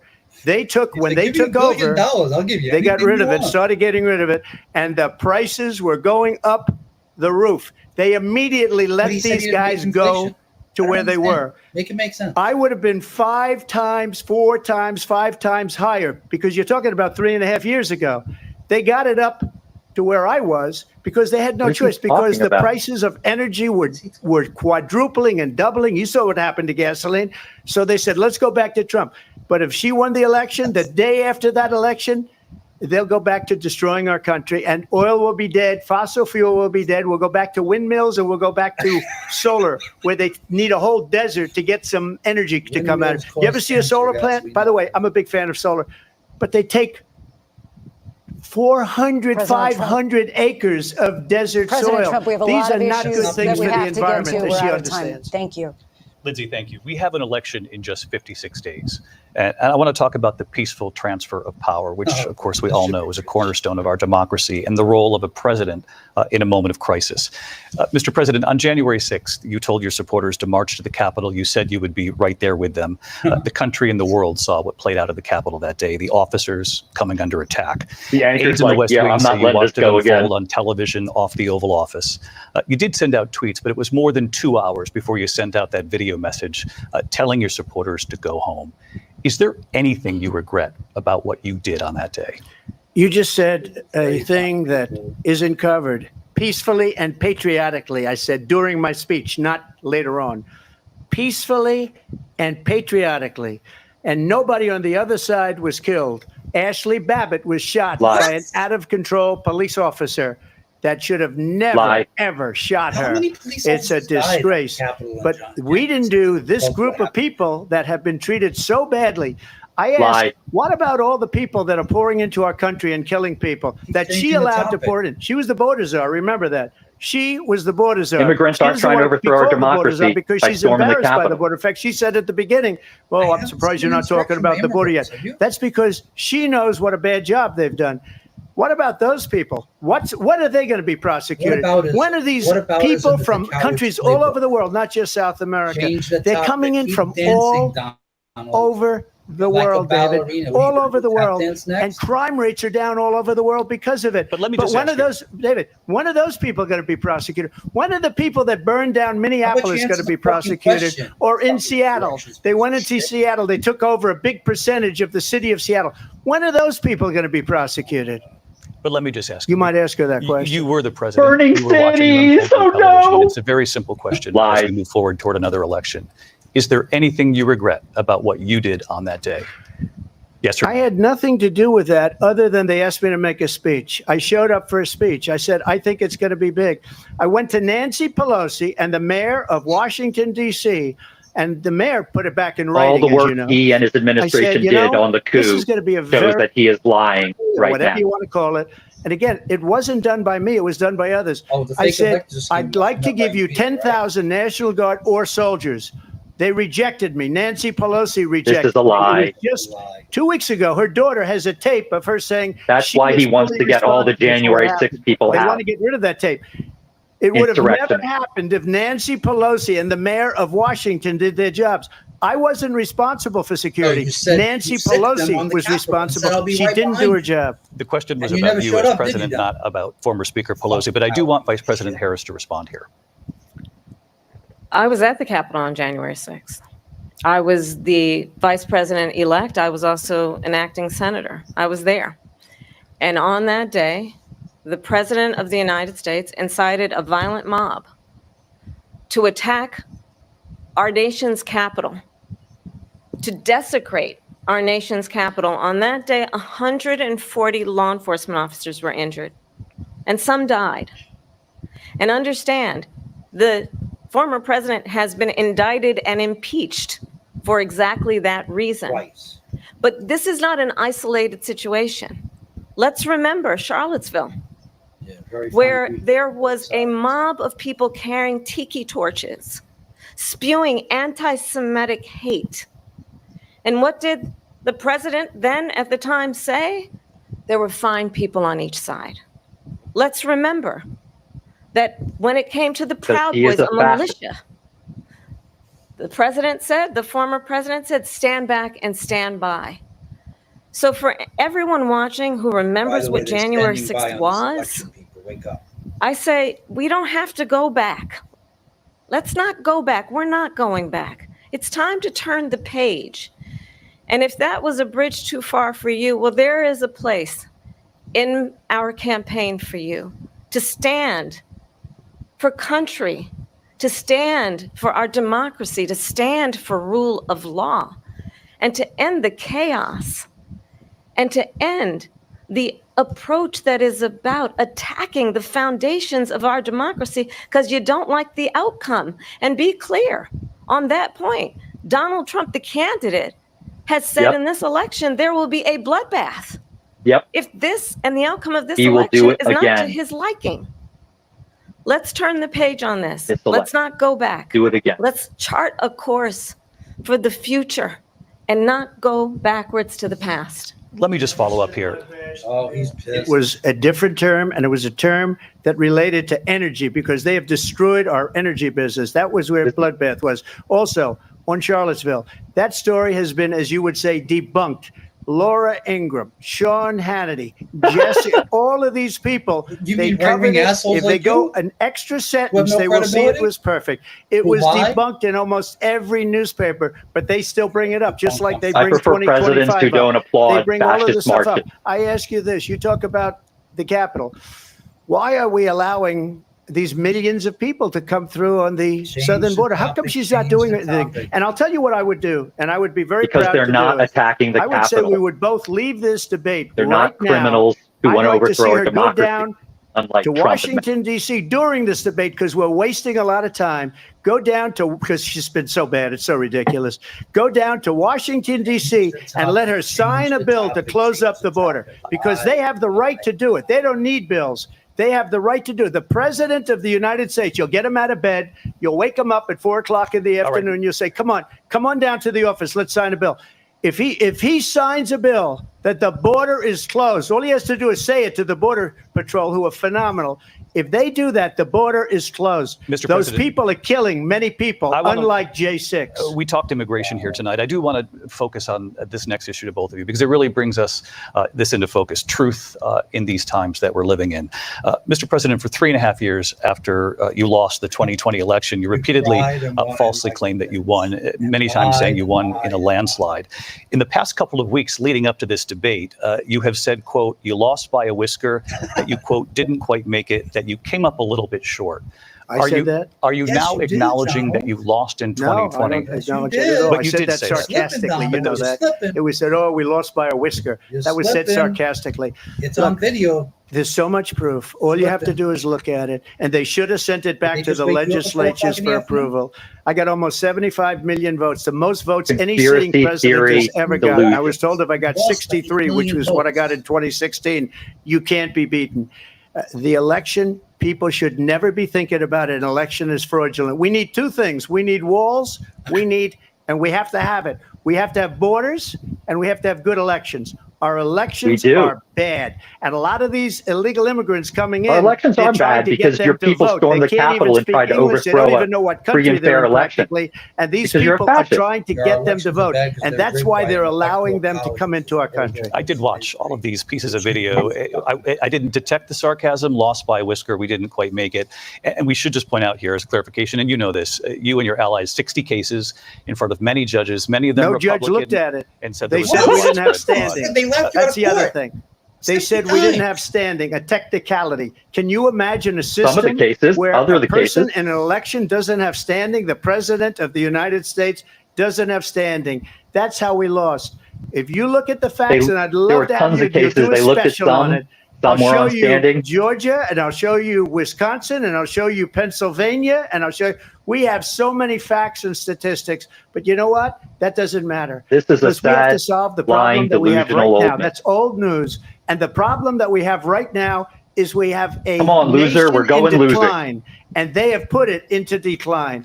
We have a nation that is dying, David. Mr. President, thank about you. the people that Vice died President during Harris, COVID, you heard the president there fucker? tonight. He said he didn't say that he lost by a whisker. So You're he gonna get still up your ass. believes he did not lose the election that was won by President Biden and yourself. But I do want to ask Yeah, you that's a about good something admission. that's He come up in the still last couple believes of days. This the was a big post lie. from President Trump about this upcoming election just weeks away. He said, when I win, those people who cheated, and then he lists donors, voters, election officials, he says will be prosecuted to the fullest extent of the law, which will include long-term prison sentences. One of your campaign's top lawyers responded saying, we won't let Donald Trump intimidate us. We won't let him suppress the vote. Is that what you believe he's trying to do here? Donald Trump was fired by 81 million people. So let's be clear about that. And Nice. clearly he is having a very worked on difficult that time one. He processing hasn't got that. over it yet. But we cannot afford He's to a have a narcissist. He president can't- of the he can't United accept it. States Yeah. who Well, he's also very big on attempts, the as outside. he did in the past, to upend the will of the voters in a free and fair election. And I'm going to tell you that I have traveled the world as Vice President of the United States, and world leaders are laughing at Donald Trump. I have talked with military leaders. does not some want to of hear whom this. work with Publicly, you, they and they mocked say you're a him. disgrace. I know. And when you then talk in this way in a presidential debate and deny what over and over again are court cases you have lost because you did in fact lose that election, it leads one to believe that perhaps we do not have in the candidate to my right the temperament Or the or mental the stability. ability to not be confused about fact. Wakey, That's Donald. deeply troubling, and the American people deserve better. I'll give you 1 minute to respond, Mr. President. Let me just say about world leaders. Viktor Orban, one of the my most God. respected Brother men. They call him faction. a strong man. He's a tough person. Smart. Listen, Donald, Prime Minister of Hungary. Gutting They said, Hungarian "Why is the democracy in the whole world media." blowing up. That's 3 what years ago, Donald he Trump wasn't. wants to Why be. is it You and blowing up? Elon Musk kissed He said because Viktor you Orban's need asshole. Do you Trump taste back goulash? as president. It must be They were goulash, afraid right? of him. China was afraid, and I don't like to use the word afraid, but I'm just quoting him. China was afraid of him. North Korea was afraid of him. Look at Oh my what's God. going on with North Korea, by the way. He said Russia was afraid of him. I ended the Nord Stream 2 pipeline, and Biden put it back on day one, but he ended the XL pipeline. The XL pipeline in our country, he ended that. But he let the Russians build a pipeline going all over Europe and heading into Germany, the biggest pipeline in the world. Look, Viktor Orban said it. He said the most respected, most feared person is Donald Trump. We had no problems And when he's a Trump was fascist. president. What did you But when expect this him to weak, say? pathetic man that you saw at a debate just a few months ago, that if he weren't in that debate, he'd be running instead of her. She got no votes. He got 14 million votes. What you did, you talk about a threat to democracy. Oh, He got 14 million votes, She's and the they threw him out of vice office. president. If he died And you know tomorrow, what? I'll she'd give be you a little president. secret. He There's the hates her. fucking He suspense can't here. stand her. But Mr. he got President. 14 million votes. Here They he threw goes. him out. She got 0 votes. And when she ran, she was the first one to leave because she failed. And now she's running. I don't understand it, but Mr. I'm okay President, with it Mr. because President, your time is I up. think we're going to do very well. We've got a lot more to get. Turning now Yes. to the Israel-Hamas war and the hostages who are still being held, Americans among them. Vice President Harris, in December, you said, quote, Israel has a right to defend itself, but you added, quote, it matters how, saying international humanitarian law must be respected. Israel With must do genocide. more to protect innocent civilians. You said that 9 months ago. Now an Neither estimated one of them 40,000 will Palestinians try to stop are dead. genocide. Nearly 100 hostages remain. Just last week, Prime Minister Benjamin Netanyahu said there's not a deal in the making. President he killed Biden it. has not been able to Again, break through the again, stalemate. again. How would you do it? Well, let's Which is understand kinda how we what got he here. does. It's kinda his- On October 7, Stop Hamas, all weapons terrorist to genocidal organization, Israel until they agree to a slaughtered ceasefire. 1,200 Israelis. Many Look of at them her- young people who were simply Look attending at her a start with concert. October 7th. Women Yeah. were horribly raped. Yeah. And so, absolutely, And the I said rape then, I lie, say the now, mass rape Israel lie, has a right to defend itself. We would. While Palestinians are And how currently it does being so raped by matters. the IDF. Because it is also true, far too many innocent also Palestinians true. have been killed. By who? Children, mothers. What By we who? know is that By the this Israeli war must military, end. by Netanyahu. It must By our bombs. end immediately. And the way it will end is we need a ceasefire deal and we need the hostages out. And so we will continue to work around the clock on that. Work around the clock, also understanding Israel that we and must Netanyahu do chart a not want course to for a end the war. two-state solution. And in that They want to continue solution, the there genocide. must be Have to force security for the Israeli people and Israel, and in by equal stopping measure for all the arms shipments Palestinians. to Israel But the one thing I will till they assure stop the you genocide. always, I will always give Israel the ability to defend itself, They're in not particular as it defending relates to themselves. It's as not it a relates to war. Iran It's a genocide. and any threat They're a that liar. Iran and its proxies pose to Israel. But we must have a two-state solution where we can rebuild Gaza, where the Palestinians have security, self-determination, and the dignity they so rightly deserve. President Trump, how would you negotiate with Netanyahu and also Hamas in He'd order to let get the him do whatever hostages the hell out he and wants, prevent the just like- killing of more innocent civilians in Gaza? If I were president, it would have never started. If I were president, Russia would have never, ever, I know Putin very well, he would have never, and there was no threat of it either, by the way, for 4 years, have gone into Ukraine and killed millions of people when you add it up, far worse than people understand what's going on over there. But when she mentions about Israel, all of a sudden, she hates Israel. She wouldn't even meet with Netanyahu when he went to Congress to make a very important speech. She refused to be there because she was at a sorority party of hers. She wanted to go to the sorority And as party. bad as Harris is, She she's hates awful. Israel. If Trump she's is worse. president, I believe that Israel will not exist within 2 years from now. And I've been pretty good at predictions, and I hope I'm wrong about that one. She hates Israel. At the same time, in her own way, she hates the Arab population because the whole place is going to get blown up. Arabs, Jewish people, Israel will be gone. It would have never happened. Iran was broke under Donald Trump. Now Iran has $300 billion because they took off all the sanctions that I had. Iran had no money for Hamas or Hezbollah or any of the 28 different spheres of terror. And they are spheres of terror, horrible terror. They had no money. It was a big story, and you know it. You covered it very well, actually. They had no money for terror. They were broke. Now they're a rich nation, and now what they're doing is they're spreading that money around. Where does Hamas get Look at what's happening with the Houthis and Yemen. Look at what's going on in the Middle East. This would have never happened. I will get that settled and fast, and I'll get the war with Ukraine and Russia ended.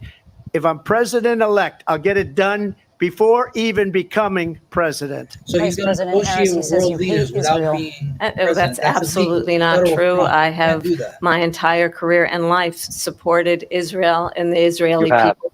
He knows that.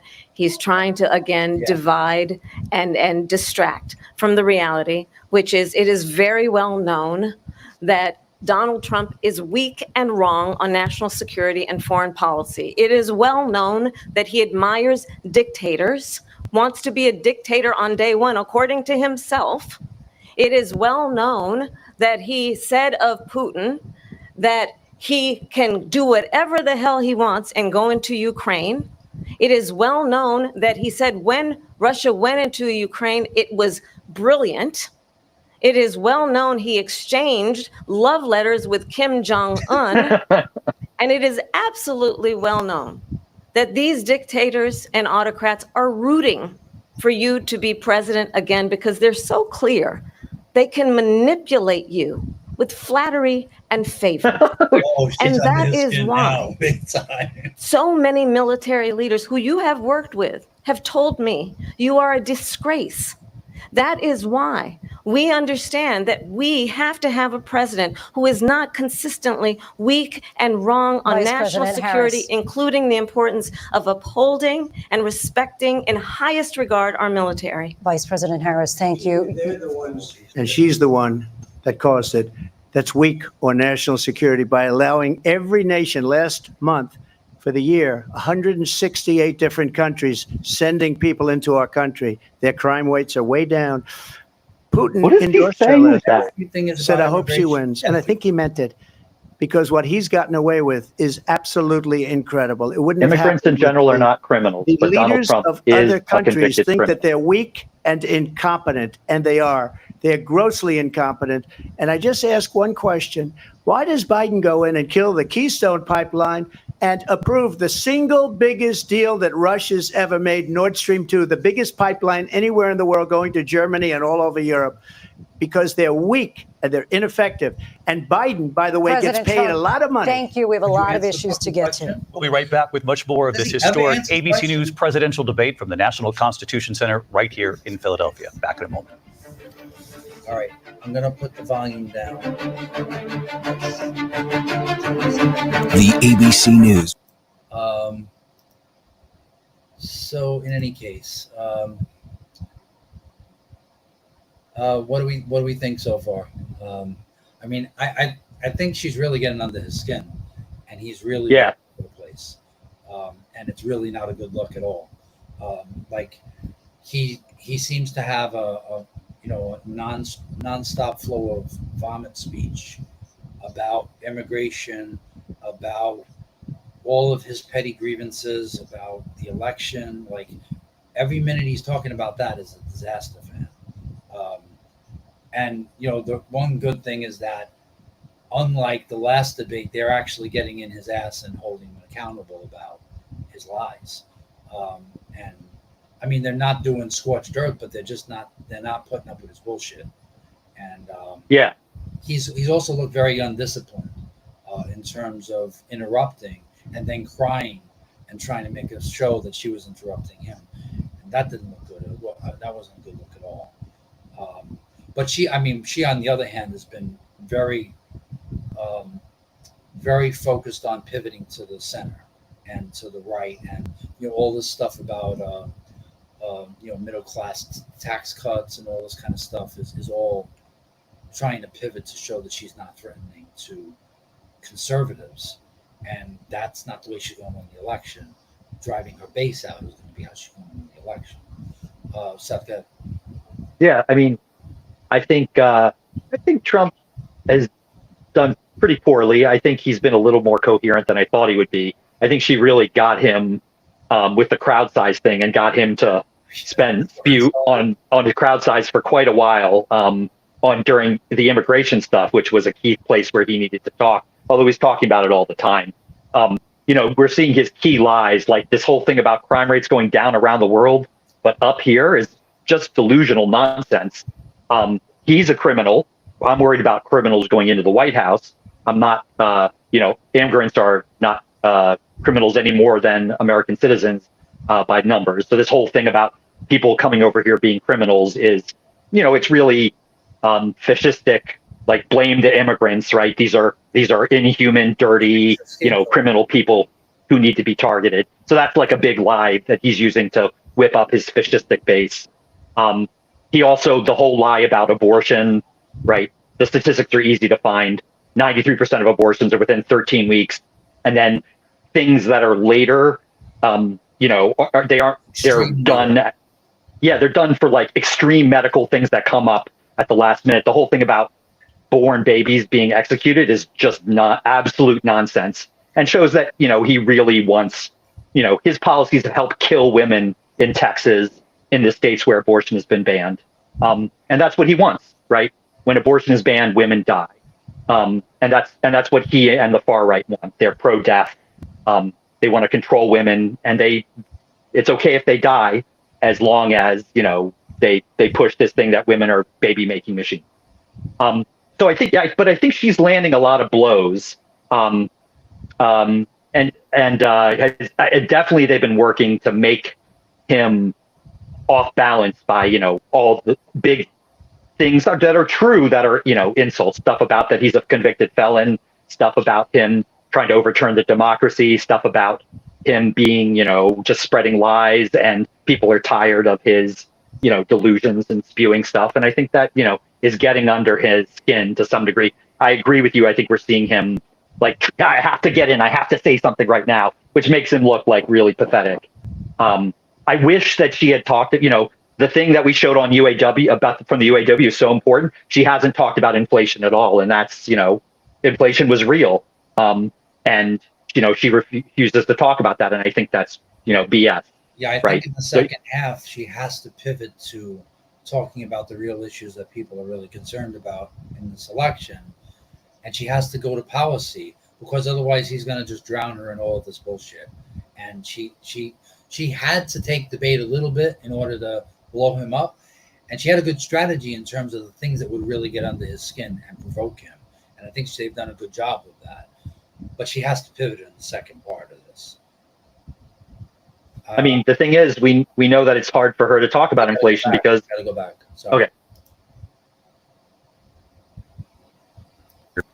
Into this conflict. Mr. President, it has been the position of the Biden administration that we must defend Ukraine from Russia, from Vladimir Putin, to defend their sovereignty, their democracy, that it's in America's best interest to do so, arguing that if Putin wins, he may be emboldened to move even further into other countries. You have said you would solve this war in 24 hours. You said so just before the break tonight. How exactly would you do that? And I want to ask you a very simple question tonight. Do you want Ukraine to win this war?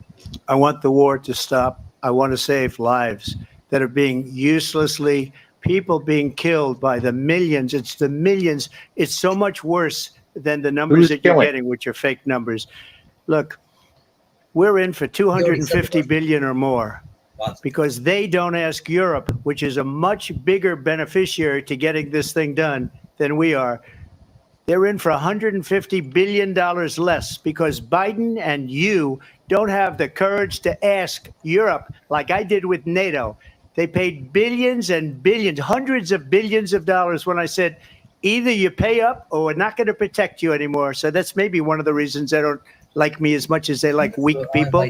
But you take a look at what's happening. We're in for 250 to 275 billion.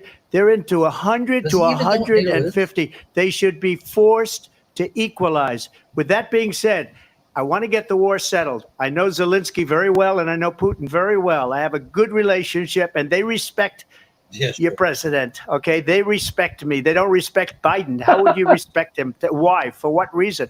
He hasn't even made a phone call in 2 years to Putin. Hasn't spoken to anybody. They don't even try and get it. That is a war that's dying to be settled. I will get it settled before I even become president. If I win, notice he has no detail. President-elect. And what I'll do is I'll speak to one, I'll speak to the other, I'll get them together. That war would have never happened. And in fact, when I saw Putin after I left, unfortunately left because our country has gone to hell. But after I left, when I saw him building up soldiers, he did it after I left. I said, oh, he must be negotiating. It must be a good, strong point of negotiation. Well, it wasn't, because Biden had no idea how to talk to him. He had no idea how to stop it. And now you have millions of people dead, and it's only getting worse, and it could lead to World War III. Don't kid yourself, David. We're playing with World War III, and we have a president that we don't even know if he's. Where is our president? We don't even know if he's a president. And just to clarify they threw him out of a campaign like a dog. We don't even know. Is he our president? But we have a president, Mr. President, that doesn't know he's alive. Your time is up.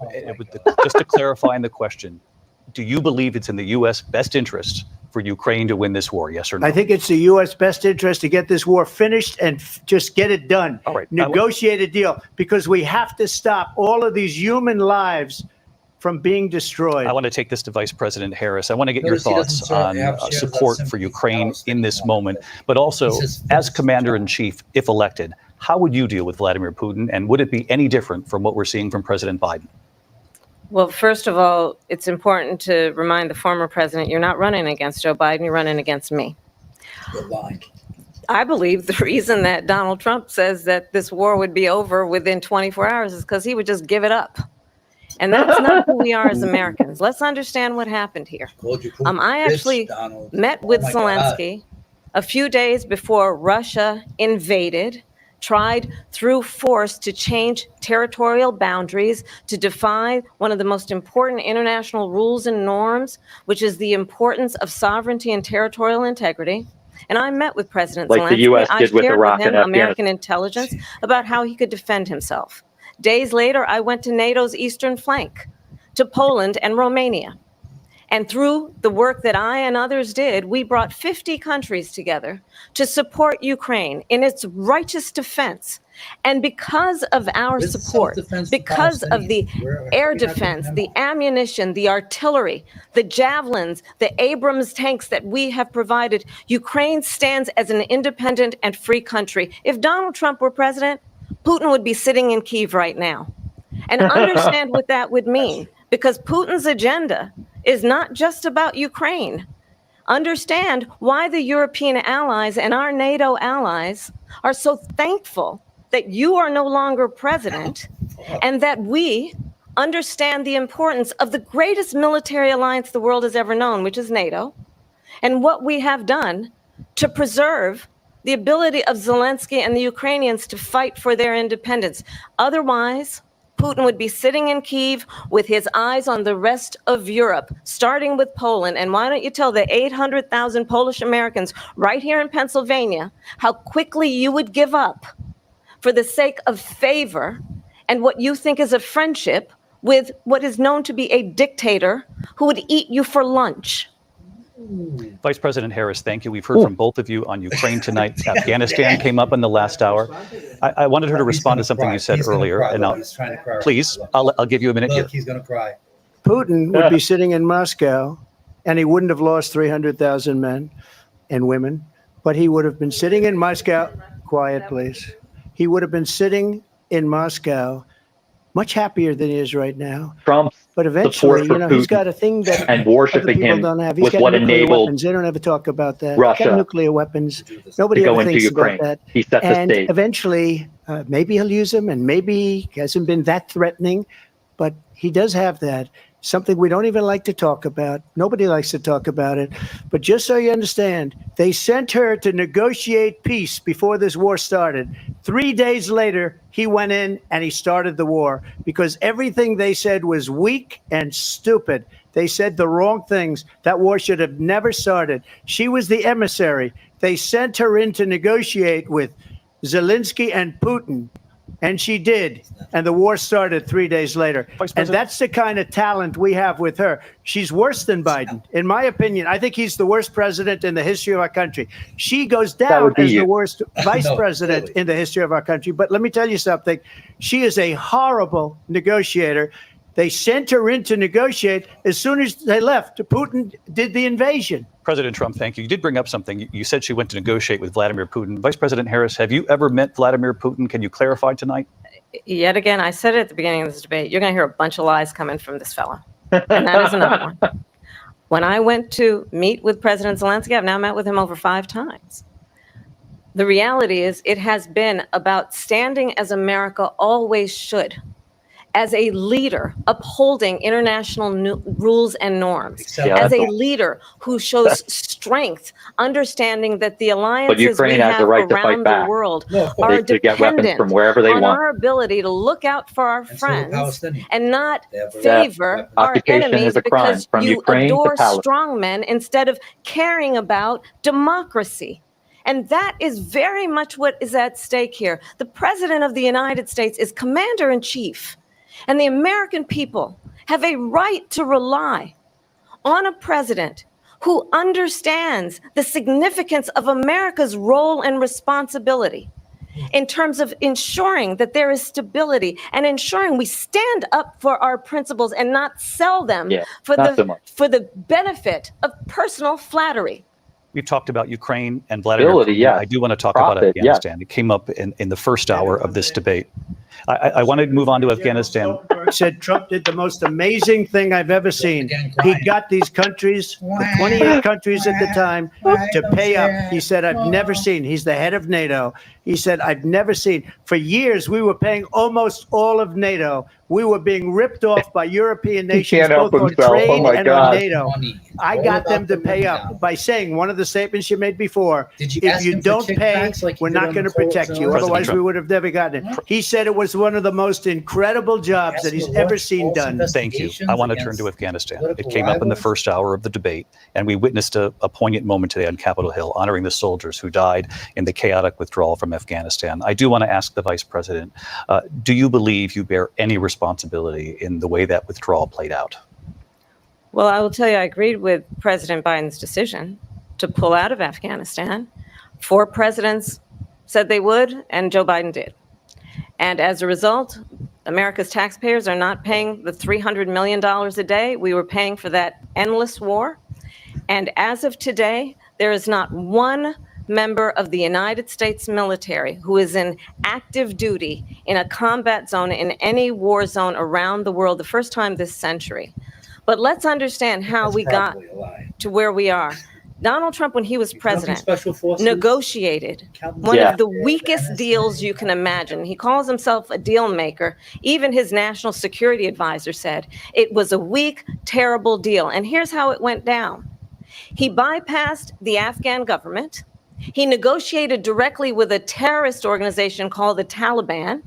The negotiation involved the Taliban getting 5,000 Taliban terrorists released. And get this. And the president at the time invited the Taliban to Camp David. Oh my God. A place of storied significance for us as Americans, a place where we honor the importance of American diplomacy, where we invite and receive respected world leaders.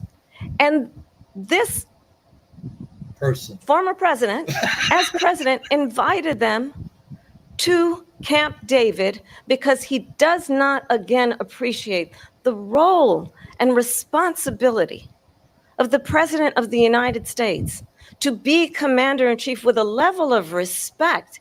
And this gets back to the point of how he has consistently disparaged and demeaned members of our military, fallen soldiers, and the work that we must do to uphold the strength and the respect of the United States of America around the world. Vice President Harris, thank you. President Trump, your response to her saying that you began the negotiations with the Taliban. So if you take a look at that period of time, the Taliban was killing our soldiers, a lot of them, with snipers. And I got involved with the Taliban. because the Taliban was doing the killing. That's the fighting force within Afghanistan. They don't bother doing that because, they deal with the wrong people all the time. But I got involved. And Abdul is the head of the Taliban. He is still the head of the Taliban. And I told Abdul, don't do it anymore. You do it anymore, you're going to have problems. Line and he said, why do you send me a picture of my house? I said, you're going to have to figure that out, Abdul. And for 18 months, we had nobody killed. We did have an agreement negotiated by Mike Pompeo. It was a very good agreement. The reason it was good, we were getting out. We would have been out faster than them, but we wouldn't have lost the soldiers. We wouldn't have left many Americans behind, and we wouldn't have left $85 billion worth of brand new, beautiful military equipment behind. And just to finish, they blew it. The agreement said you have to do this, and they didn't do it. They didn't do it. The agreement was terminated by us because they didn't do what they were supposed to do. I want to move on. And these people did the worst withdrawal, and in my opinion, the most embarrassing moment in the history of our country. And by the way, that's why Russia attacked Ukraine. Could be because they January saw how 6th. incompetent she and her boss Or the are. burning of the White House on War of I 1812. want to move on now to race and politics in this country. Mr. President, you recently said of Vice President Harris, quote, I didn't know she was black until a number of years ago when she happened to turn black, and now she wants to be known as black. I want to ask a bigger picture question here tonight. Why do you believe it's appropriate to weigh in on the racial identity of your opponent? I don't, and I don't care. I don't care what she is. I don't care. You make a big deal out of something. I couldn't care less. Whatever she wants to be is okay with me. Your racial But those were your words. So I'm I don't asking- know. I don't know. I mean, all I can say is I read where she was not black, that she put out, and I'll say that. And then I read that she was black, and that's okay. Either one was okay with me. That's up to her. That's up to her. Vice President Harris, your thoughts on this? I think honestly, I think it's a tragedy that we have someone who wants to be president who has consistently, over the course of his career, attempted to use race to divide the American people. I do believe that the vast majority of us know that we have so much more in common than what separates us, and we don't want this kind of approach that is just constantly trying to divide us, and especially by race. And let's remember how Donald Trump started. He was land, he owned buildings, and he was investigated because he refused to rent property to black families. Because they put Let's remember, this is the same individual who took out a full-page ad in the New York Times calling for the execution of five young black and Latino boys who were innocent, the Central Park Five. The exonerated five. Took out a full-page ad calling for their execution. This is the same individual who spread birther lies about the first black president of the United States. And I think the American people want better than that, want better than this, want someone who understands, as I do, I travel our country. We see in each other a friend. We see in each other a neighbor. We don't want a leader who is constantly trying to have Americans point their fingers at each other. I meet with people all the time who tell me, can we please just have discourse about how we're going to invest in the aspirations and the ambitions and the dreams of the American people? Knowing that regardless of people's color or the language their grandmother speaks, we all have the same dreams and aspirations and want a president who invests in those, not in hate and division. Vice President Harris, thank you. Lindsay? President Trump, this is now your third time. This is the most divisive presidency. He came from a Klan in the history family. of our country. There's never been anything like it. They're And he destroying represents our the Klan. country. And they come up with That's what things MAGA is. like what she just said. Going back many, many years, when a lot of people, including Mayor Bloomberg, agreed with me on the Central Park Five, they admitted, they said they pled guilty. And I said, well, if they pled guilty, they badly hurt a person, killed a person ultimately. And if they pled guilty, then they pled, we're not guilty. But this is a person that has to stretch back years, 40, 50 years ago, because there's nothing now. I built one of the greatest economies in the history of the world, and I'm going to build it again. It's going to be bigger, better, and stronger. But they're destroying our economy. They have no idea what a good economy is. Their oil policies, every single policy. And remember this, right? Yep. She is Biden. You know, she's trying to get away from Biden. I don't know the gentleman, she says. She is Biden. Gish Gallop. The worst inflation we've ever had. See, this is the Gish Gallop right because there. inflation has made it so bad, and she can't get away with that. Thank you. Your time is up. I want to respond to that, though. I want to just respond Well, briefly. what is going on here? Clearly, I am not Joe Biden, and I am certainly not Donald Trump. And what I do offer is a new generation of leadership for our country, one who believes in what is possible, one who brings a sense of optimism about what we can do instead of always disparaging the American people. I believe in what we can do to strengthen our small Workers are businesses, hurting. which is why I have a plan. Let's talk about our plans and let's compare the plans. I have a plan to give startup businesses $50,000 tax deduction, to pursue Businesses. their ambitions, their innovation, their ideas, their hard work. I have What a about price plan, gouging? $6,000 Yeah. for young families for the first year of your child's life to help you in that most Ensuring critical wage stage of your increases for child's working development. people. I have a plan Keeping corporate that is profits about down. allowing people when they're to be able gouging. to pursue what has been fleeting in terms of the American dream by offering a help with down payment of $25,000 down payment assistance for first-time home buyers. Price will go up to That's the kind of conversation I believe, David, that people really want tonight, as opposed to a conversation that is constantly about I want to see that when corporate profits name are way calling. too high Let's turn the and they're gouging, Vice President and that Harris, profit is thank you. capped, Let's turn to and that policy. money Let's goes turn to to working have to people. move on. President Trump. Let's turn to policy, please. To defund the police. She has Oh a my God. plan to Gish Gallop confiscate continues. everybody's gun. President Trump, She we has do a have to plan move to on to not other allow issues. fracking in Pennsylvania or anywhere else. That's not what she said. That's what her President. plan is until just recently. I just need Lindsay, to go ahead. respond President because Trump- no, the President former Trump- president has said No, I'm something sorry. twice that I need to No, respond to. I'm sorry. I We're just going need to to move on, respond Vice one President time Harris. to what he has President said Trump, this multiple is times. now your Yes. third time running for president. You have long vowed to repeal and replace the Affordable Care Act, also known as Obamacare. You have failed to accomplish that. You now say you're going to keep Obamacare, quote, unless we can do something much better. Last month, you said, quote, we're working on it. So tonight, 9 years after you first started running, do you have a plan, and can you tell us what it is? Obamacare was lousy health care, always was. It's not very good today. And what I said, that if we come up with something, and we are working on things, we're going to do sure it they and we're are. going to replace it. But remember this, I inherited Take Obamacare you back because to Democrats Medicare wouldn't for all. change it. They wouldn't vote for Simple. it. They were unanimous. They wouldn't vote to change it. If they would have done that, we would have had a much better plan than Obamacare. You didn't have a plan. But the Democrats came up. They wouldn't vote for it. I had a choice to make when I was president. John McCain Do I said. save it and make it as good as it can be, never going to be great, or do I let it rot? And I felt I had an obligation, even though politically it would have been good to just let it rot and let it go away. I decided, and I told my people, the top people, and they're very good people. I have a lot of good people in that administration. We read about the bad ones. We had some real bad ones too, and so do they. They have really bad ones. The difference is they don't get rid of them. But let me just explain. I had a choice to make. Do I save it and make it as good as it can be, or do I let it rot? And I saved it. I did the right thing. But it's still never going to be great, and it's too expensive for people.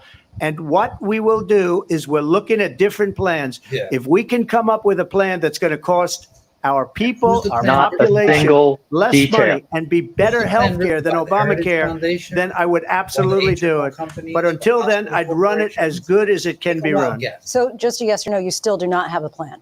I have concepts of a plan. I'm not president right now.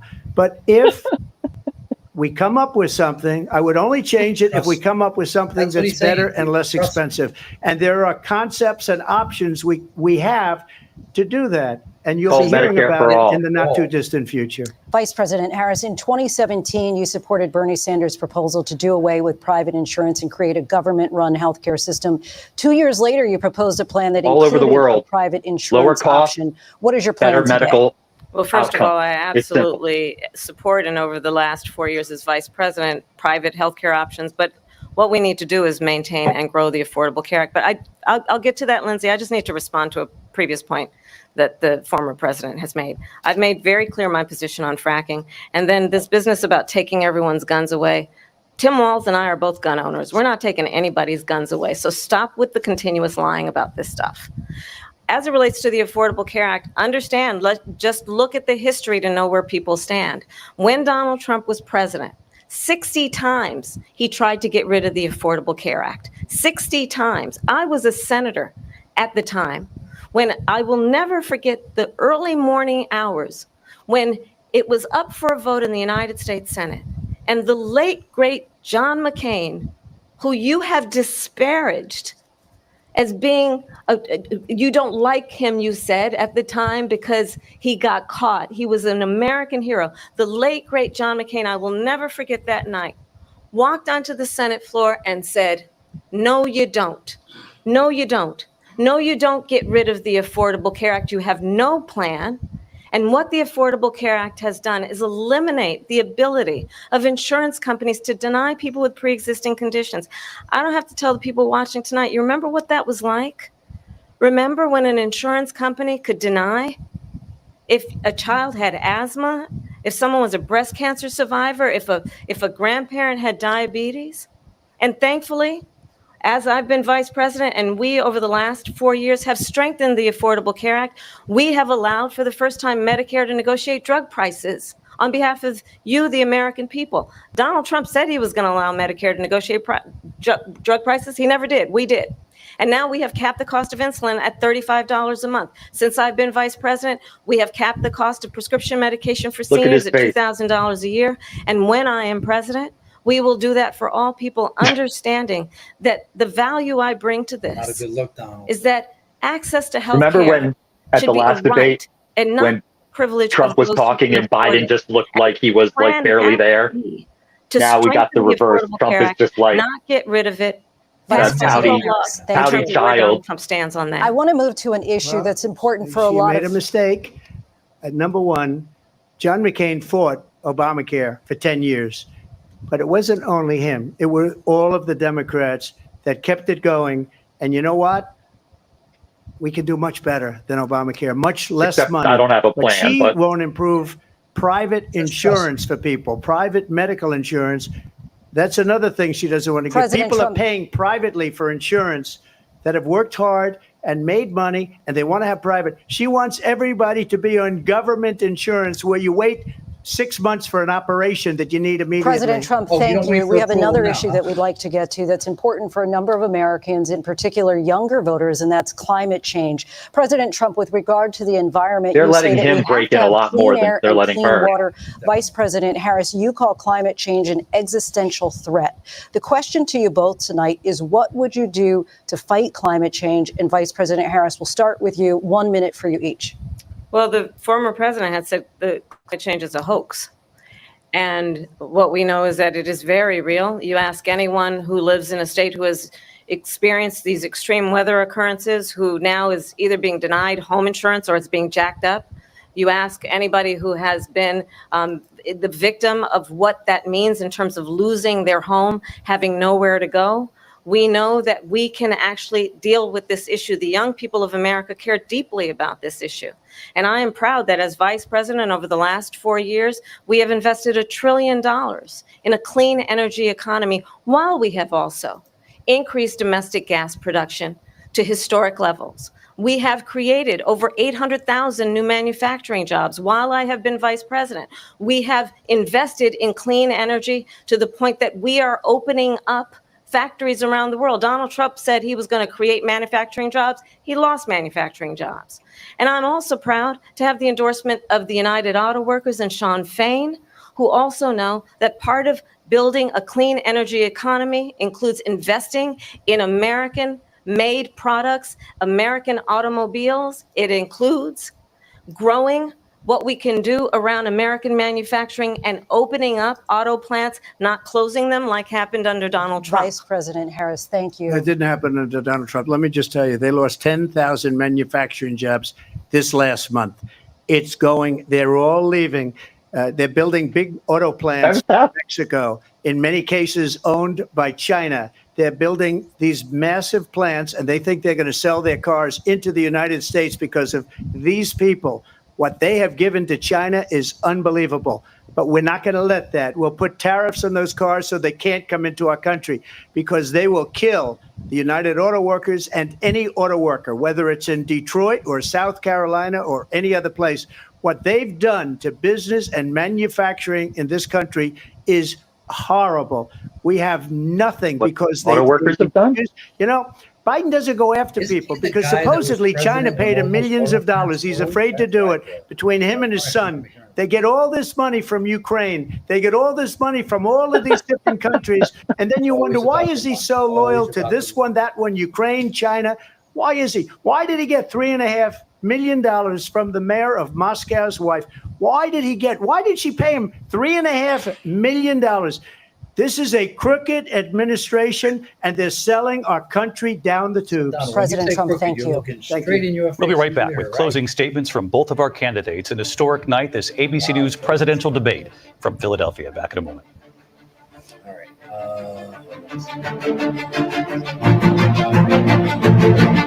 The ABC. Okay, I just muted it temporarily so we can talk. So, Seth, what do you think? I think, similar to before the commercial break, I think she's getting pretty good hits in. She's, she hasn't talked about inflation. I think that's a problem that's continuing, not the exact same situation, but similar to what Hillary Clinton did, just not, like working people are hurting. I know in our union, we're hurting. Inflation has gone down. That's the truth, but prices are much higher than they were before. I think the honest thing is that capitalism can't, capitalist corporate candidates can't really address that problem, because it means taking on the big corporations and saying that when you're gouging working people with gouging profits, that those profits have to be taken away. And that's not something that's the third rail for capitalism. But I think that she's putting forth details with respect to the normal American framing. She's putting forth details better than Donald Trump has. Everything he says, same thing he always says. I have a great plan. This is great for healthcare. I can't tell you any details. I'm going to solve the Ukraine war in a day. I don't have any details, right? He lies, right? And she's called him out for that. I think she's had a couple of good zingers just in general. I'd be curious to see how everyone else absorbs it, but I think he looks pretty bad here. There've been some places where I think he's just, gone off on rants, and I think she's got his goat enough that he just feels like because he's a narcissist, he has to chime in and say stuff. He can't let stuff go, and they've let him do that a lot more than they've let Harris do it. She's only tried to. I don't think that's helped him though. No, I don't think so either. Yeah. I'm just saying that it's just a fact that they're letting him do that. And sure. I think she tried to do it twice. One time they let her, and the second time they shut her down. I think he's done it like 5 or 6 times. No, I think it's more than that. Okay, yeah, maybe so. But I would say I don't think he looks as bad as the worst case scenario. But I think he looks pretty bad. I do agree. I think our framing as socialist is that, she's certainly not a leader that we need, not a leader who's showing she's on our side, right? With respect to healthcare, with respect to climate change, neither, what the Democrats are doing is nowhere near enough to bring the carbon levels down to, everyone now knows, because we're seeing just how messed up and unstable the environment is. That's due to more energy in the system. That's climate change. Yeah, everyone knows it now, but what the Democrats have done is nowhere near enough.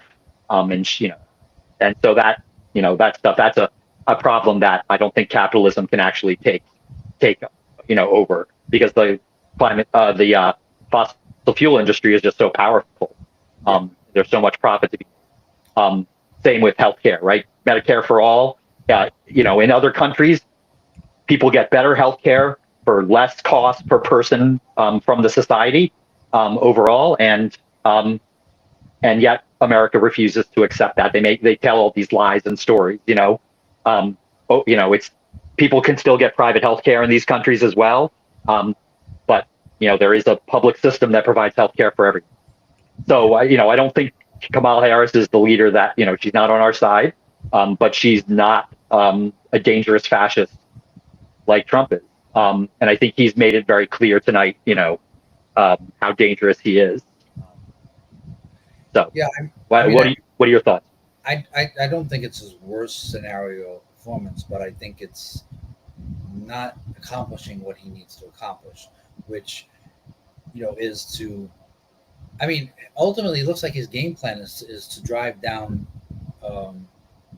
vote turnout, like overall, and hope that his base is enough to win a low turnout election. And I just don't think that's going to work.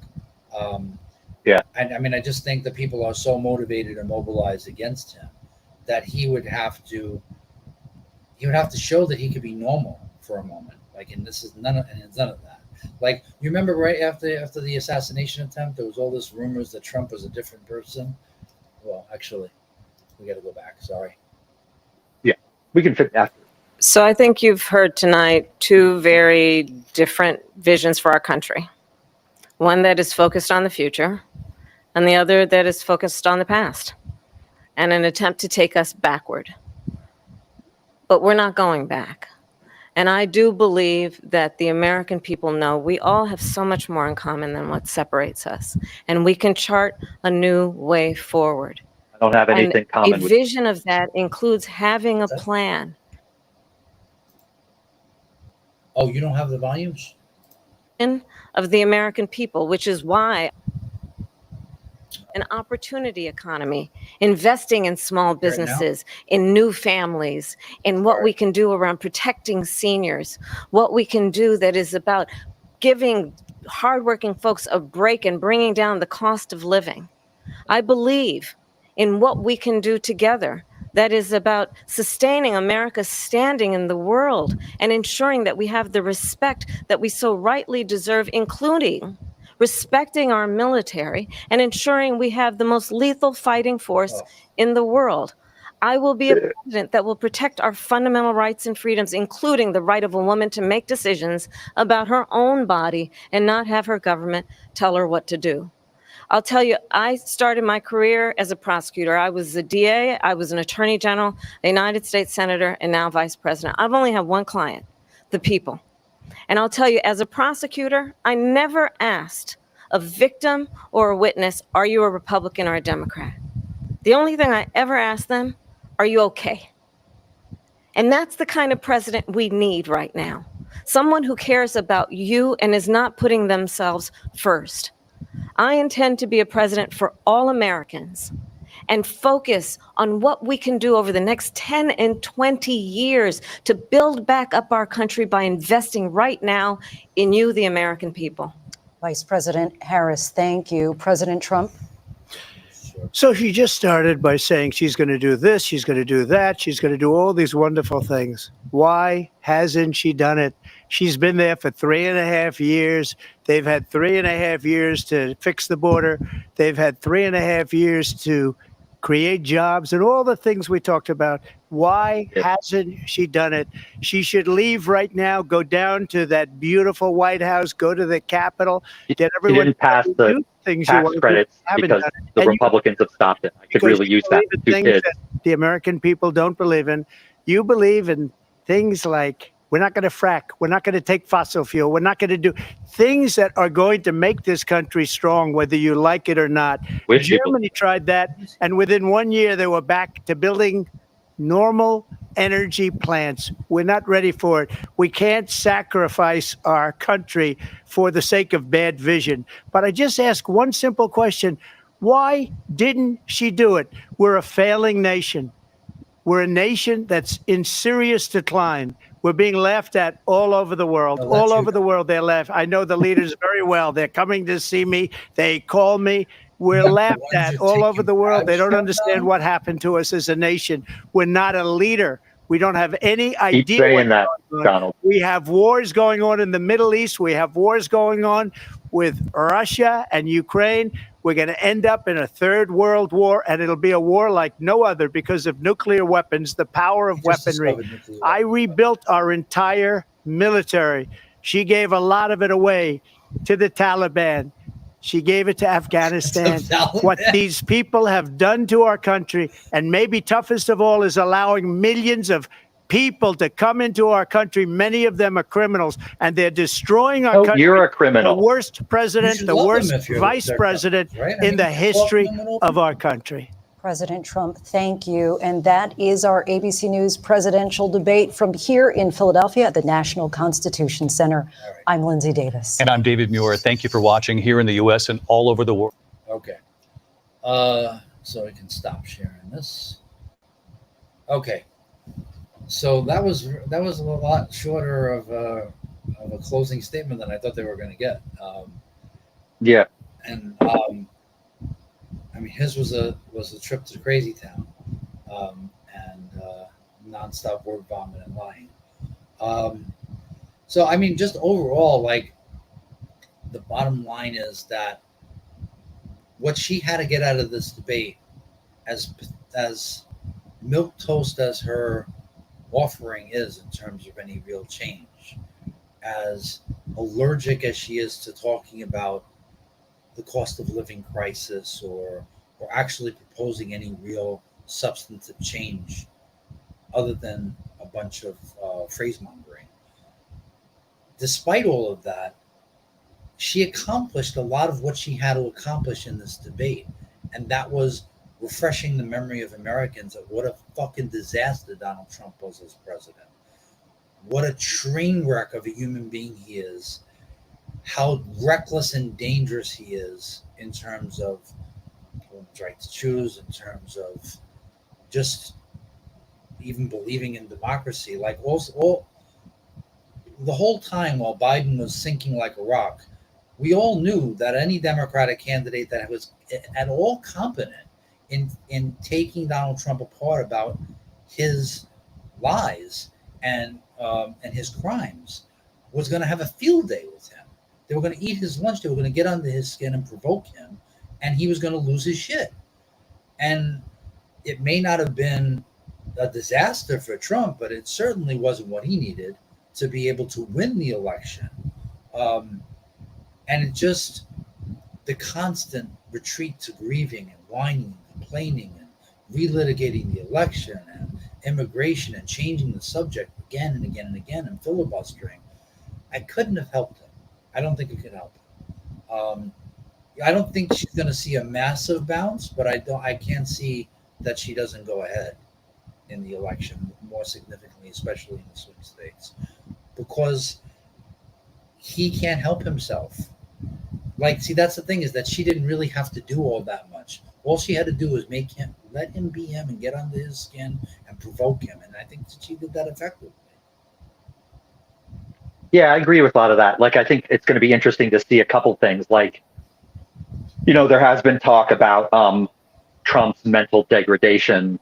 And I think that sometimes comes out in his rallies with him just rambling. And I think we did see that some where he just like went on to weird topics.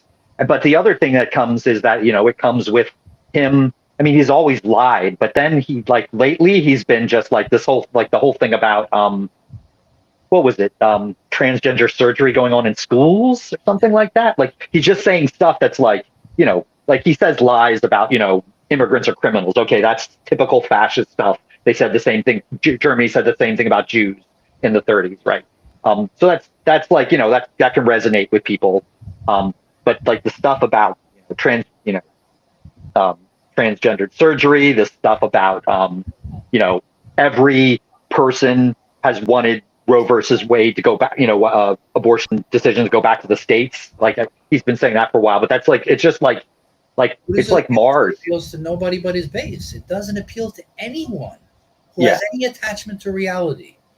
So what I was saying is that I think the real question, one question I have is there going to be now, you know, one of the things I think we knew that Biden was a weak candidate was because he got on the stage with Trump and he couldn't call Trump out on his stuff. He couldn't, like, when Trump's just said the stuff that was nonsense, he couldn't like get in there and punch. And I think Harris did a lot of punching in ways that I think is going to really resonate with, swing state suburban voters.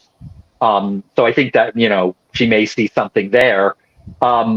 But is that will it open the floodgates with respect to social media and traditional media with respect to him being just seen as a vulnerable, weak, an Archie Bunker, like 3 steps past Archie Bunker, just this delusional old white guy who just is just like, blah, blah, blah, blah, blah, communists are putting fluoride in my water and I need to, so that's the type of thing is that going to hurt his image and is that going to snowball? I think the other thing to look for, I think that's going to be interesting is will they agree to another debate? My guess is I wouldn't. What?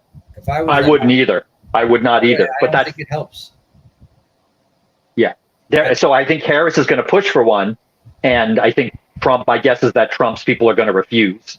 But it's a win-win either way for them because I think Harris did pretty well. Oh, and I think Walz is going to fucking destroy J.D. Vance. He's going to roast him on a spit with an apple in his mouth. He's done. Son. Yeah, I think destroyed. Yeah, I think J.D. Vance is a Peter Thiel, acolyte, sociopath who just is he's not really emotionally built and connected like a human being. We're seeing that over and over again. He can't order donuts. He can't do any of this stuff. He's just everything he says. What was the thing he said lately? The thing of, that school shootings is just a fact of life. Oh my God. So he's just going to do stuff. What? It makes you feel safe, doesn't it? Yeah. The fact that they're basically mostly happening in red states, it's not surprising. But I'll be honest, actually, I haven't really followed Walz that closely, and I haven't seen him speak very much. I hear, that he's been taking on the Republicans very well. He does it much more effectively than she does. Yeah. So yeah, we'll see how that goes. But getting back to what's the takeaway from this debate? I think that, I don't think, I don't think that it's going to rally her base as being super excited, except maybe the punches on Trump. Those might, but with respect to progressive policy, I wish she was more progressive than he was. I wish she supported Medicare for all. I wish she was, given that I have kids who are 9 and 3 and we're seeing how devastating climate change is, I wish she was willing to take on the fossil fuel industry. But she's not. For him to call her a communist is just once again, that Archie Bunker, rah, rah, rah, rah, rah. It's he just looks bad. He just looks disconnected from reality, and it's not going to win people over. She's not I wish she was a radical. She's not a radical. He's a radical, right? He overturned Roe versus Wade. He wants to fire striking workers. I think he showed that tonight. So. Yeah. I don't want to belabor the coverage too long because I know you got to get to work tomorrow, and I know other people need to get to work. But this is going to be an ongoing. It's going to be an ongoing struggle, and workers need to be on the battlefield, and we need to be talking with each other about the importance of this election and why, despite all of our criticisms of Harris, there is only one way we can stop fascism electorally at the ballot box and forestall them seizing state power. And we need to keep reinforcing that message, and we need to keep uniting with unions that actually know what side of the barricades to be on and know about the need for the working class not to be silent, to build organization, to build our strength, and to build our morale in defeating and ending the political aspirations of the MAGA movement. That would be a tremendous victory for the working class, despite all of the rotten conservative cowardice and ruling class ideology coming from the Democratic Party. We should not be shocked by that. But nonetheless, we have to do what we have to do to use the rights that we still have to defend ourselves. And we need to give ourselves the time and space to build much better parties, build labor parties, build socialist parties, begin to put the working class in charge of determining how this world that we create everything in is actually run. But we look forward to continuing the comments from people. Sorry for the technical snafu with Facebook. But please, if you've watched the video, please share it, and please tell people to check us out on YouTube. Seth, if you want any less? No, I'll let you leave it there. I think that was well said. So. Okay, great. And also, please reach out to us about taking trips to Pennsylvania to campaign for a working class approach to the election, working with other rank and file workers and people who will not be propagandists for the Democratic Party, but people who actually are open to criticism of the Democratic Party and want working class voices to be heard. Please reach out to us. We're going to be trying to go multiple times in the course of the election between now and Election Day, and we look forward to continuing the discussion with our coworkers in the field. Thank you so much, everyone, for your time. I know it's a long live stream. We generally don't go this long, but we know it's important to cover current events like this and to have working class commentary, even if it's not as much as we would like given the format. All right, so Seth, have a great night. Yes, you too, John. Have a good night, everyone. Take care.